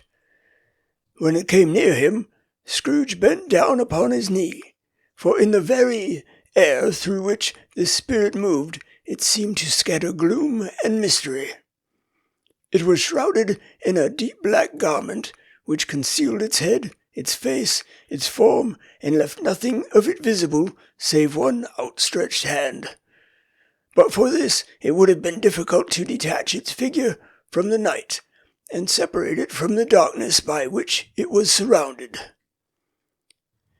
He felt that it was tall and stately when it came beside him, and that its mysterious presence filled him with a solemn dread.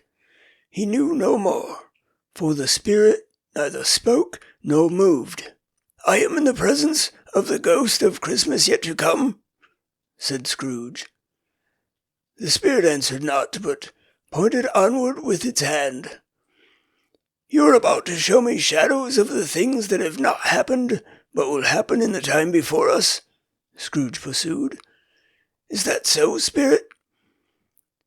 The upper portion of the garment was contracted for an instant in its folds, as if the spirit had inclined its head. That was the only answer he received. Although well used to ghostly company by this time, Scrooge feared the silent shape so much that his legs trembled beneath him, and he found that he could hardly stand when he prepared to follow it. The spirit paused for a moment, as observing his condition and giving him time to recover. But Scrooge was all the worse for this.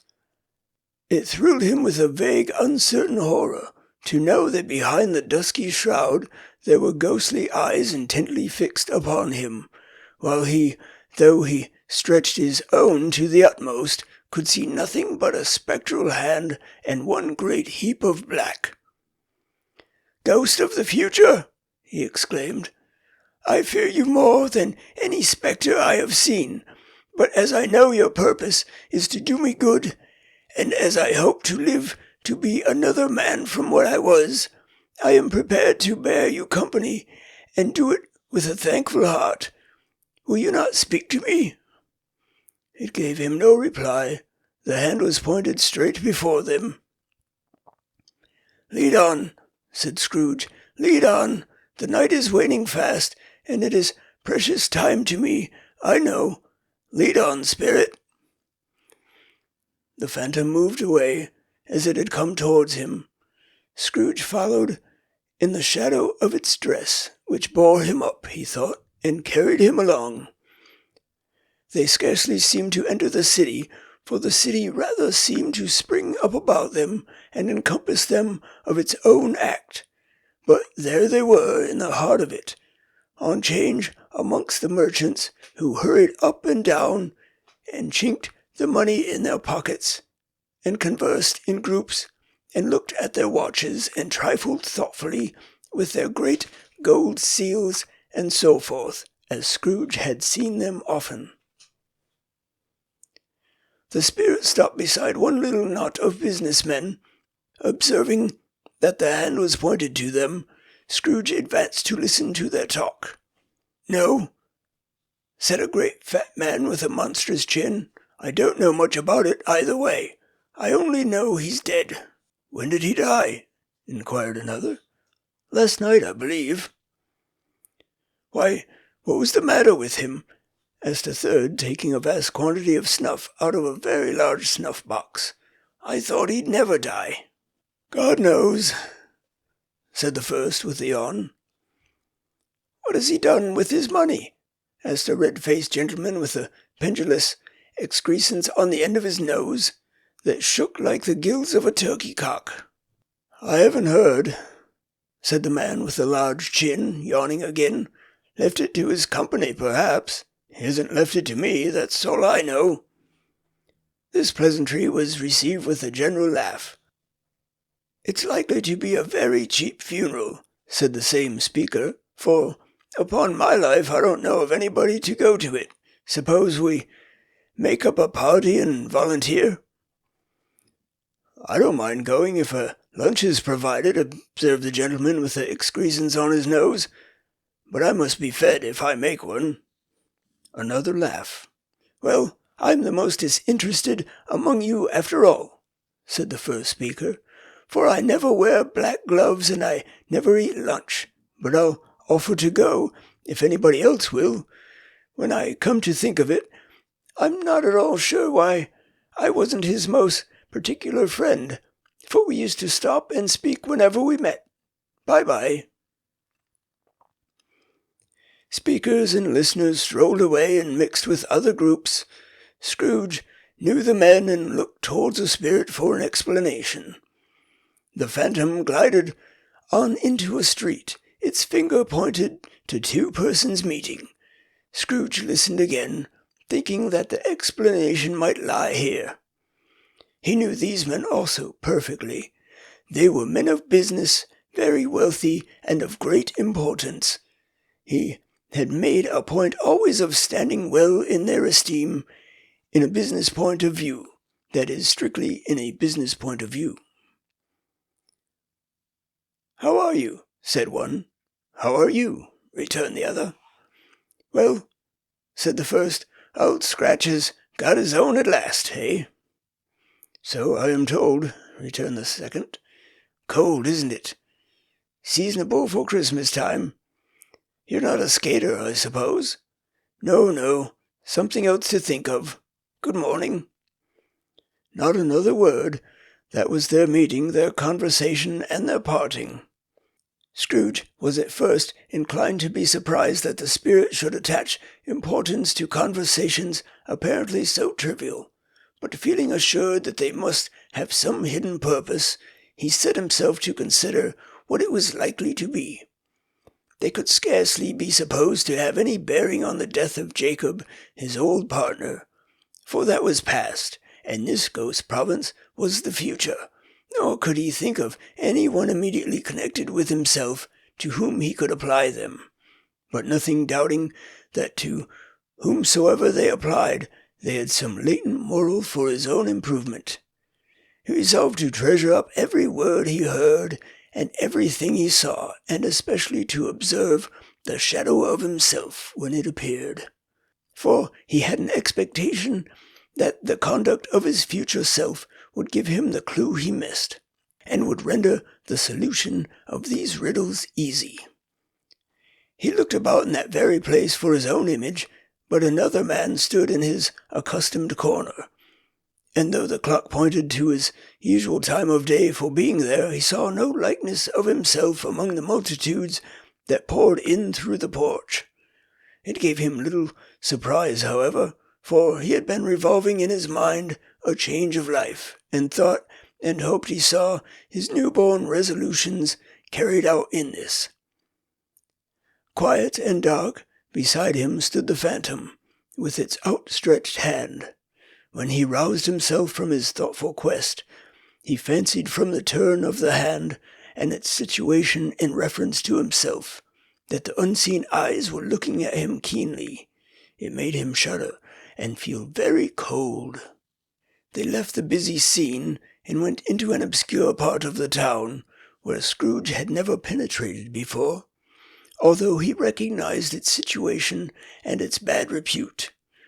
The ways were foul and narrow, the shops and houses wretched, and people half naked, drunken, slipshod, ugly.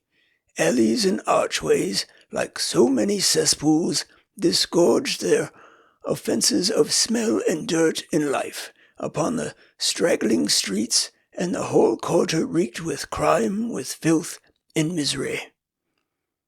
For in this den of infamous resort there was a low-browed, beetling shop, below a penthouse roof, where iron, old rags, bottles, bones, and greasy offal were bought. Upon the floor within were piled up heaps of rusty keys, nails, chains, hinges, files, scales, weights, and refuse iron of all kinds. Secrets that few would like to scrutinize were bred and hidden in mountains of unseemly rags, masses of corrupted fat, and sepulchres of bones. Sitting in among the wares he dealt in, by a charcoal stove made of old bricks, was a grey-haired rascal, nearly 70 years of age, who had screened himself from the cold air without by a frowsy curtaining of miscellaneous tatters hung upon a line, and smoked his pipe in all the luxury of calm retirement. Scrooge and the phantom came into the presence of this man, just as a woman with a heavy bundle slunk into the shop. But she had scarcely entered when another woman, similarly laden, came in too, and she was closely followed by a man in faded black, who was no less startled by the sight of them than they had been upon the recognition of each other. After a short period of blank astonishment, in which the old man with the pipe had joined them, they all three burst into a laugh. "Let the charwoman alone to be the first," cried she who had entered first. "Let the laundress alone to be the second, and let the undertaker's man alone to be the third. Look here, old Joe, here's a chance. If we haven't all three met here without meaning it."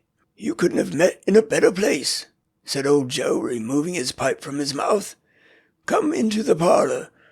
We were made free of it long ago, and the other two ain't strangers. Stop till I shut the door of the shop. Ah, how it shrieks! There ain't such a rusty bit of metal in the place as its own hinges, I believe, and I'm sure there's no such old bones here as mine. Ha ha! We're all suitable to our calling. We're well matched. Come into the parlour. Come into the parlour." The parlour was the space behind the screen of rags. The old man raked the fire together with an old stair-rod, and having trimmed his smoky lamp, for it was night, with the stem of his pipe, put it in his mouth again. While he did this, the woman who had already spoken threw her bundle on the floor and sat down in a flaunting manner on a stool, crossing her elbows on her knees and looking with a bold defiance at the other two. "What odds, then? What odds, Mr. Dilber?" said the woman. "Every person has a right to take care of themselves. He always did." "That's true indeed," said the laundress. "No man more so." "Why then don't stand staring as if you was afraid, woman. Who's the wiser? We're not going to pick holes in each other's coats, I suppose." "No, indeed," said Mrs. Dilber and the man together. "We should hope not." "Very well, then," cried the woman. "That's enough. Who's the worse for the loss of a few things like these? Not a dead man, I suppose." "No, indeed," said Mrs. Dilber, laughing. "If he wanted to keep him after he was dead, a wicked old screw," pursued the woman. "Why wasn't he natural in his lifetime? If he had been, he'd have had somebody to look after him when he was struck with death, instead of lying gasping out his last there, alone by himself." "It's the truest word that ever was spoke," said Mrs. Dilber. "It's a judgment on him." "I wish it was a little heavier judgment," replied the woman, "and it should have been. You may depend upon it, if I could have laid my hands on anything else. Open that bundle, old Joe, and let me know the value of it. Speak out plain. I'm not afraid to be the first, nor afraid for them to see it. We know pretty well that we were helping ourselves before we met here, I believe. It's no sin. Open the bundle, Joe." But the gallantry of her friends would not allow of this, and the man in faded black, mounting the breach first, produced his plunder. It was not extensive, a seal or two, a pencil case, a pair of sleeve buttons, and a brooch, of no great value, were all. They were severally examined and appraised by old Joe, who chalked the sums he was disposed to give for each upon the wall, and added them up in a total when he found there was nothing more to come. "That's your account," said Joe, "and I wouldn't give another sixpence if I was to be boiled for not doing it. Who's next?" Mrs. Dilber was next. Sheets and towels, a little wearing apparel, 2 old-fashioned silver teaspoons, a pair of sugar tongs, and a few boots. Her account was stated on the wall in the same manner. "I always give too much to the ladies. It's a weakness of mine, and that's the way I ruin myself," said old Joe. "That's your account. If you asked me for another penny and made it an open question, I'd repent of being so liberal and knock off half a crown. And now undo my bundle, Joe," said the first woman. Joe went down on his knees for the greater convenience of opening it, and having unfastened a great many knots, dragged out a large and heavy roll of some dark stuff. "What do we call this?" said Joe. "Bed curtains?" "Ah," returned the woman, laughing and leaning forward on her crossed arms, "bed curtains." "You don't mean to say you took 'em down, rings and all, with him lying there," said Joe. "Yes, I do," replied the woman. "Why not?" "You were born to make your fortune," said Joe, "and you'll certainly do it." "I certainly shan't hold my hand when I can get anything in it by reaching it out, for the sake of such a man as he was. I promise you, Joe," returned the woman coolly. "Don't drop that oil upon the blankets now." "His blankets?" asked Joe. "Whose else's do you think?" replied the woman. "He isn't likely to take cold without 'em, I dare say." "I hope he didn't die of anything catching, said old Joe, stopping in his work and looking up.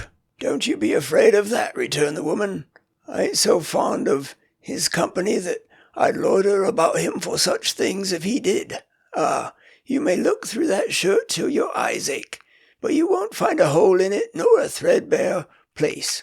It's the best he had, and a fine one too. They'd have wasted it if it hadn't been for me." "What do you call wasting of it?" asked old Joe. "Putting it on him to be buried in, to be sure," replied the woman with a laugh. "Somebody was fool enough to do it, but I took it off again. If calico ain't good enough for such a purpose, it isn't good enough for anything. It's quite as becoming to the body. He can't look uglier than he did in that one." Scrooge listened to this dialogue in horror, as they sat grouped about their spoil in the scanty light afforded by the old man's lamp. He viewed them with a detestation and disgust, which could hardly have gotten greater, though they had been obscene demons marketing the corpse itself. "Ha ha!" laughed the same woman, when old Joe, producing a flannel bag with money in it, took out their several gains upon the ground. "This is the end of it, you see. He frightened every one away from him when he was alive, to profit us when he was dead.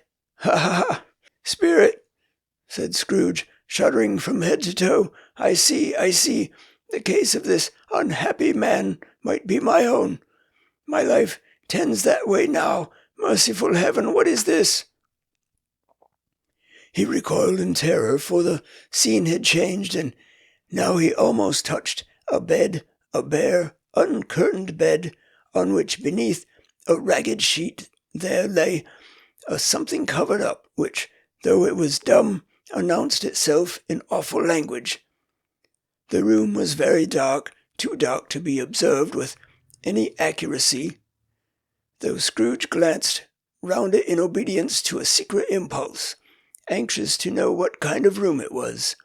A pale light, rising in the outer air, fell straight upon the bed, and on it, plundered and bereft, unwatched, unwept, uncared for, was the body of this man. Scrooge glanced towards the phantom. Its steady hand was pointed to the head. The cover was so carelessly adjusted that the slightest raising of it, the motion of a finger upon Scrooge's part, would have disclosed the face. He thought of it, felt how easy it would be to do, and longed to do it, but had no more power to withdraw the veil than to dismiss the spectre at his side. "Ah, cold, cold, rigid, dreadful death! Set up thine altar here, and dress it with such terrors as thou hast at thy command. For this is my dominion. But of the loved, revered, and honoured head, thou canst not turn one hair to thy dread purposes, or make one feature odious. It is not that the hand is heavy and will fall down when released. It is not that the heart and pulse are still, but that the hand was open, generous, and true. The heart brave, warm, and tender, and the pulse a man's. Strike, shadow, strike, and see his good deeds springing from the wound, to sow the world with life immortal. No voice pronounced these words in Scrooge's ears, and yet he heard them when he looked upon the bed. He thought, if this man could be raised up now, what would be his foremost thoughts? Avarice, hard-dealing, griping cares, they have brought him to a rich end truly.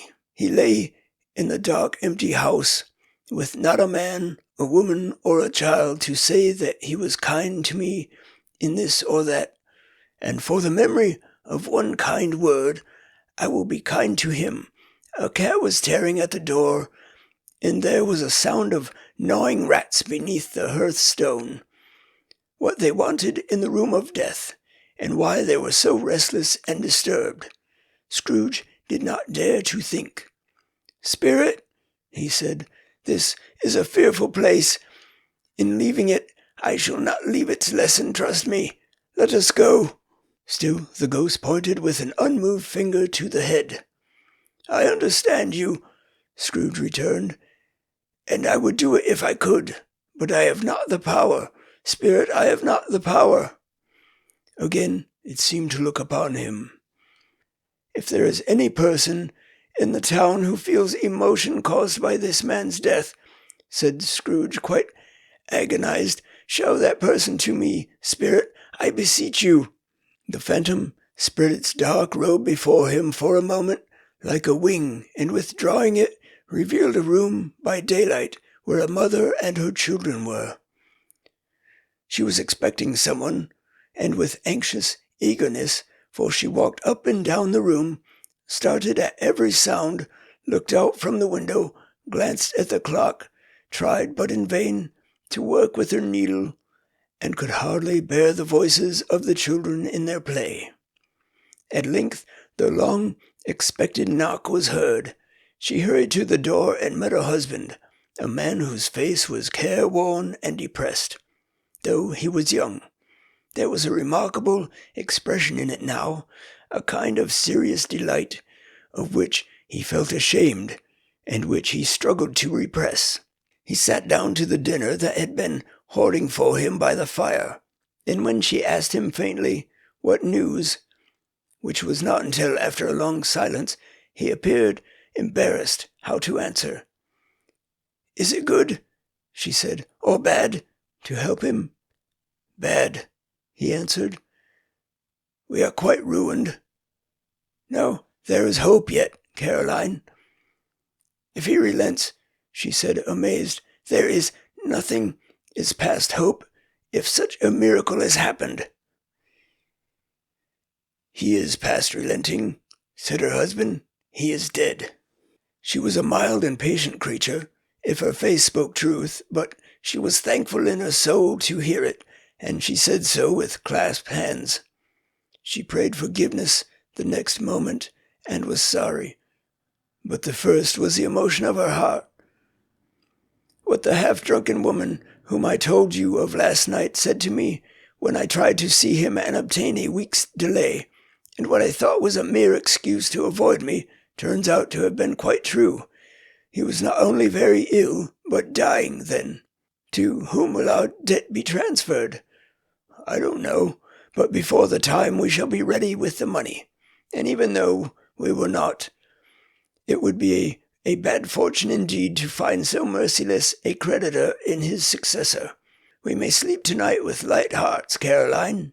Yes, soften it as they would, their hearts were lighter, the children's faces hushed and clustered round to hear what they so little understood were brighter, and it was a happier house for this man's death.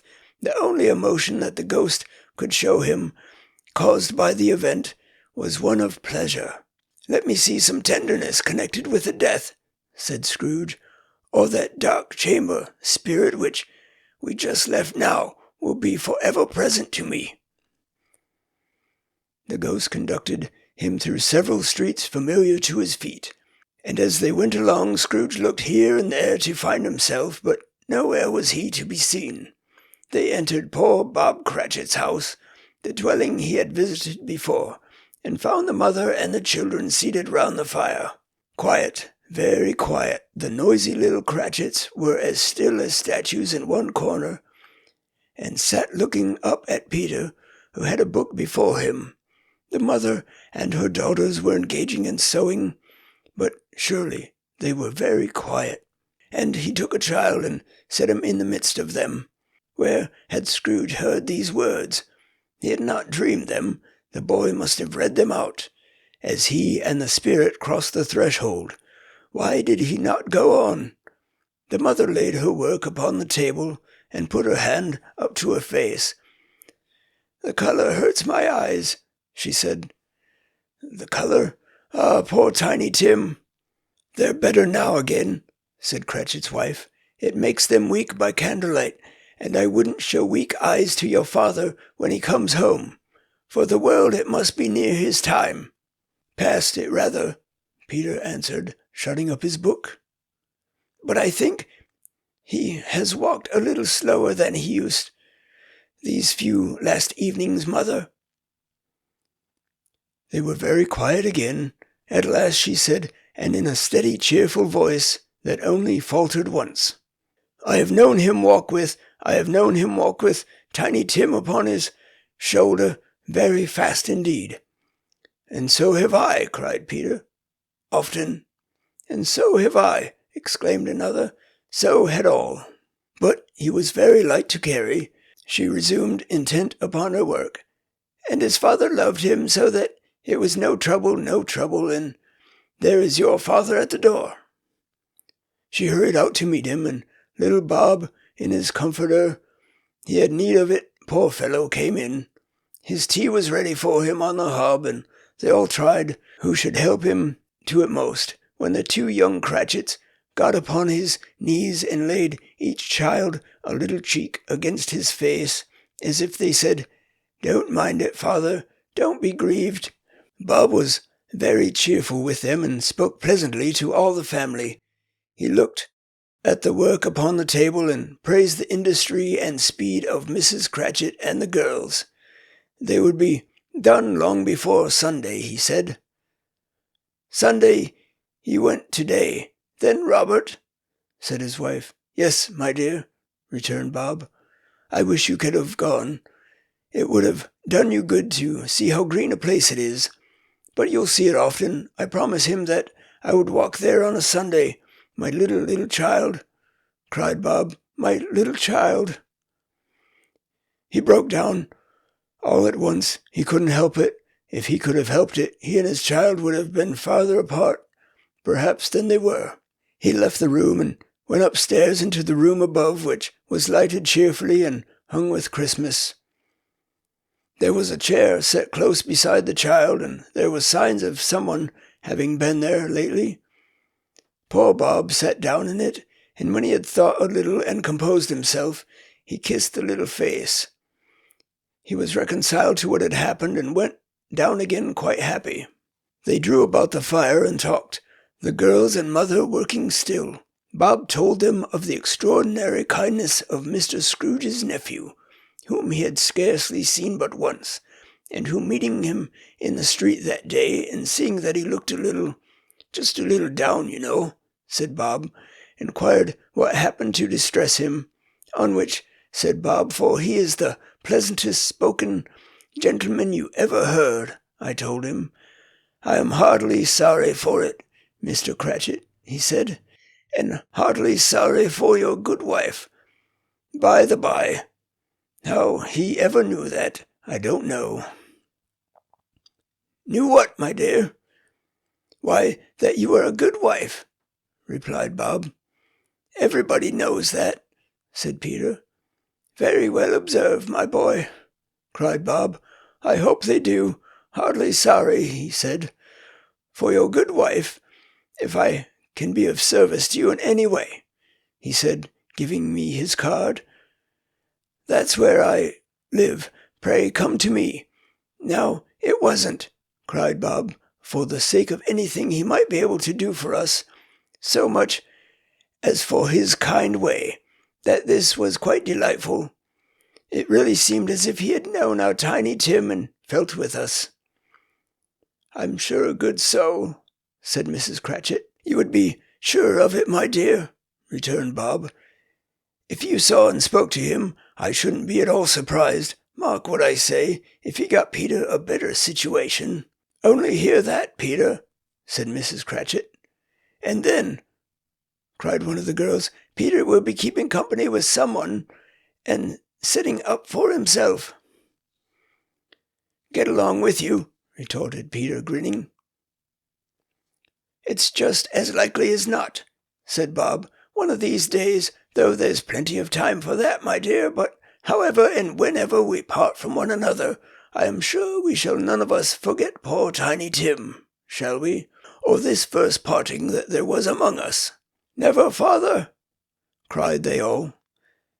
"And I know," said Bob, "I know, my dears, that when we recollect how patient and how mild he was, although he was a little child, we shall not quarrel easily among ourselves and forget poor Tiny Tim in doing it."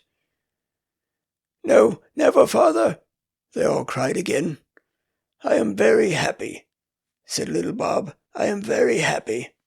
Mrs. Cratchit kissed him, his daughters kissed him, the 2 young Cratchits kissed him, and Peter and himself shook hands. "Spirit of Tiny Tim, thy childish essence was from God." "Spectre," said Scrooge, "something informs me that our parting moment is at hand. I know it, but I know not how. Tell me what man that was whom we saw lying dead." The ghost of Christmas yet to come conveyed him as before, though at a different time. He thought, indeed, there seemed no order in these latter visions, save that they were in the future, in the resorts of business men, but showed him not himself.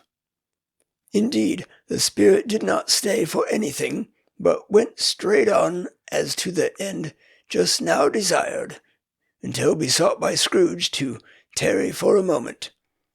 "This court," said Scrooge, "through which we hurry now is where my place of occupation is, and has been for a length of time. I see the house. Let me behold what I shall be in days to come." The spirit stopped. The hand was pointed elsewhere. "The house is yonder," Scrooge exclaimed. "Why do you point away?" The inexorable finger underwent no change. Scrooge hastened to the window of his office and looked in. It was an office still, but not his. The furniture was not the same, and the figure in the chair was not himself. The phantom pointed as before. He joined it once again, and wondering why and whither he had gone, accompanied it until they reached an iron gate. He paused to look round before entering. A churchyard. Here, then, the wretched man whose name he had now to learn lay underneath the ground. It was a worthy place, walled in by houses, overrun by grass and weeds, the growth of vegetation's death, not life, choked up with too much bearing, fat with repleted appetite. A worthy place. The spirit stood among the graves and pointed down to one. He advanced towards it, trembling. The phantom was exactly as it had been, but he dreaded that he saw new meaning in its solemn shape. "Before I draw nearer to that stone to which you point," said Scrooge, "answer me one question. Are these the shadows of the things that will be, or are they shadows of things that may be only?" Still the ghost pointed downward to the grave by which it stood. "Men's courses will foreshadow certain ends to which, if persevered in, they must lead," said Scrooge. "But if the courses be departed from, the ends will change. Say it is thus with what you show me." The spirit was immovable as ever. Scrooge crept toward it, trembling as he went, and following the finger read upon the stone of the neglected grave his own name, Ebenezer Scrooge. "Am I that man who lay upon the bed?" he cried, upon his knees. The finger pointed from the grave to him and back again. "No, spirit! Oh, no, no!" The finger was still there. "Spirit!" he cried, tight clutching at its robe. "Hear me! I am not the man I was. I will not be the man I must have been but for this intercourse. Why show me this, if I am past all hope?" For the first time the hand appeared to shake. "Good spirit," he pursued, as down upon the ground he fell before it, "your nature intercedes for me and pities me. Assure me that I yet may change these shadows you have shown me by an altered life." The kind hand trembled. "I will honor Christmas in my heart and try to keep it all the year. I will live in the past, the present, and the future. The spirits of all three shall strive within me. I will not shut out the lessons that they teach. Oh, tell me, I may sponge away the writing on this stone." In his agony he caught the spectral hand. It sought to free itself, but he was strong in his entreaty and detained it. The spirit, stronger yet, repulsed him. Holding up his hands in a last prayer to have his fate reversed, he saw an alteration in the phantom's hood and dress. It shrunk, collapsed, and dwindled down into a bedpost. A Christmas Carol, Stave 5, the end of it. Yes, and the bedpost was his own. The bed was his own. The room was his own, best and happiest of all.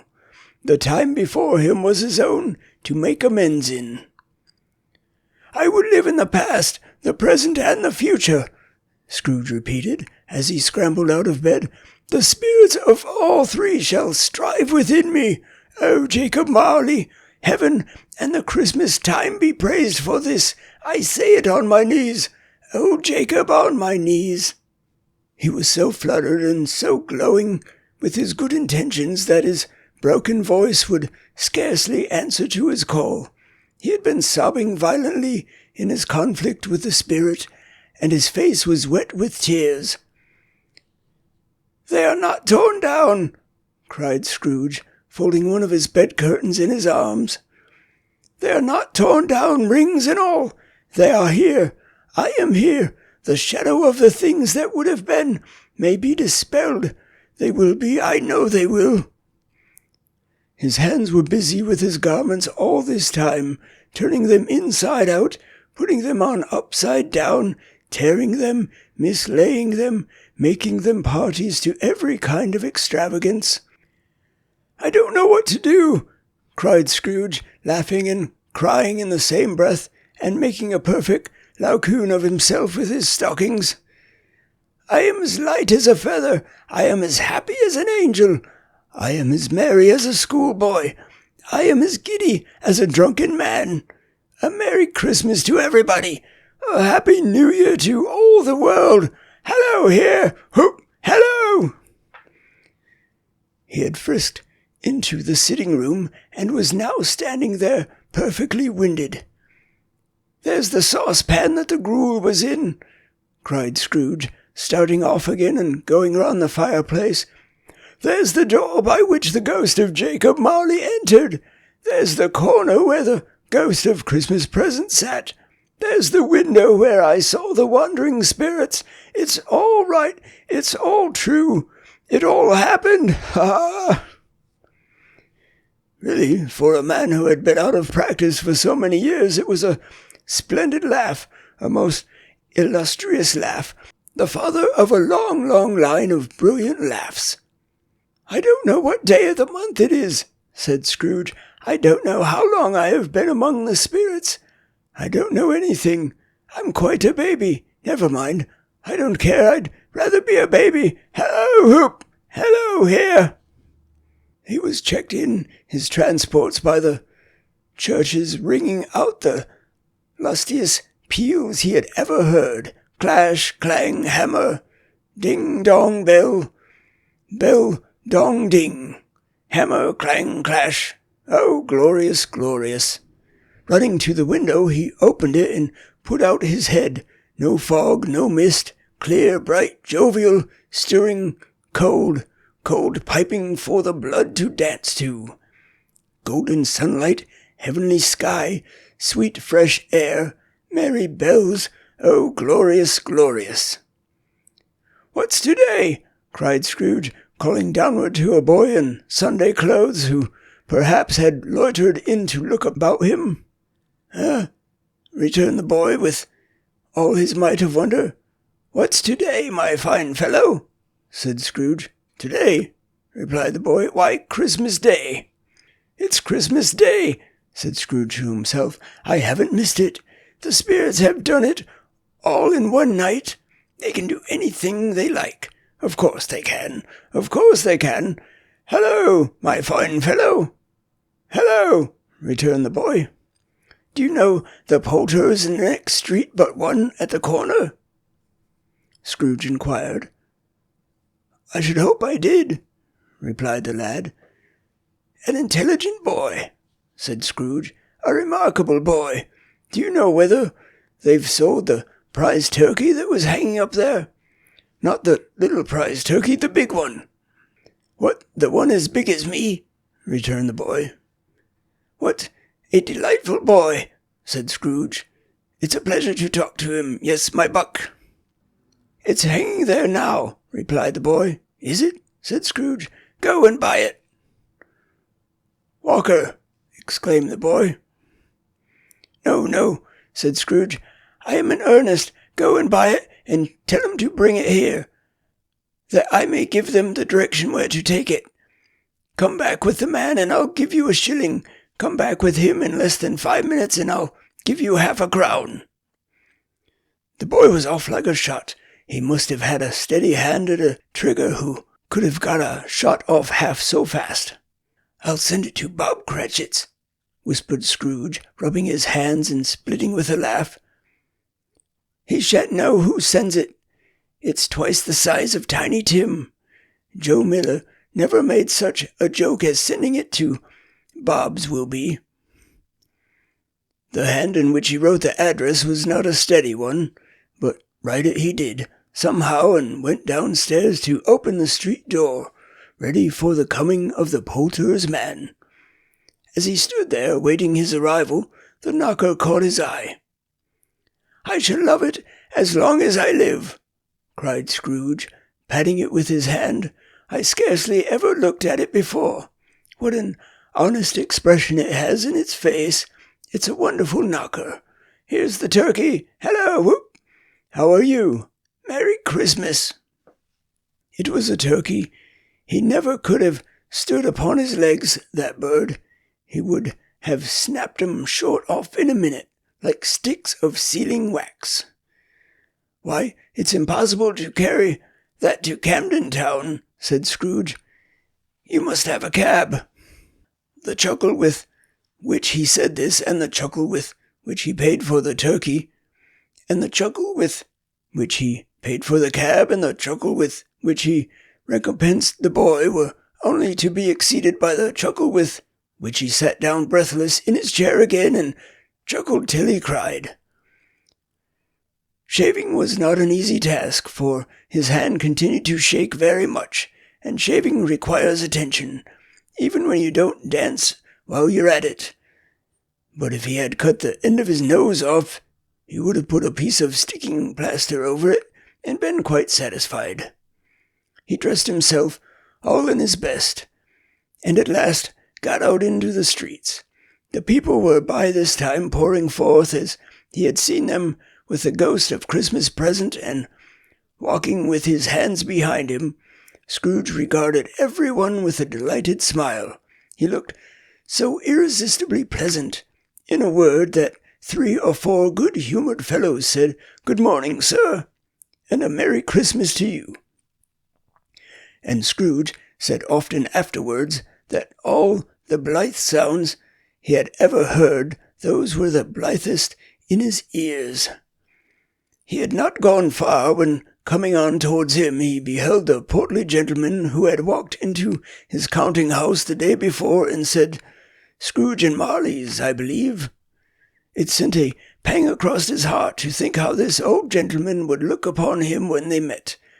But he knew what path lay before him, and he took it.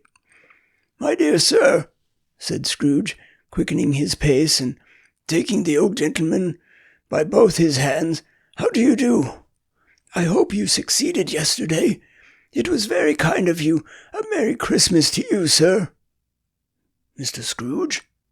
"Yes," said Scrooge.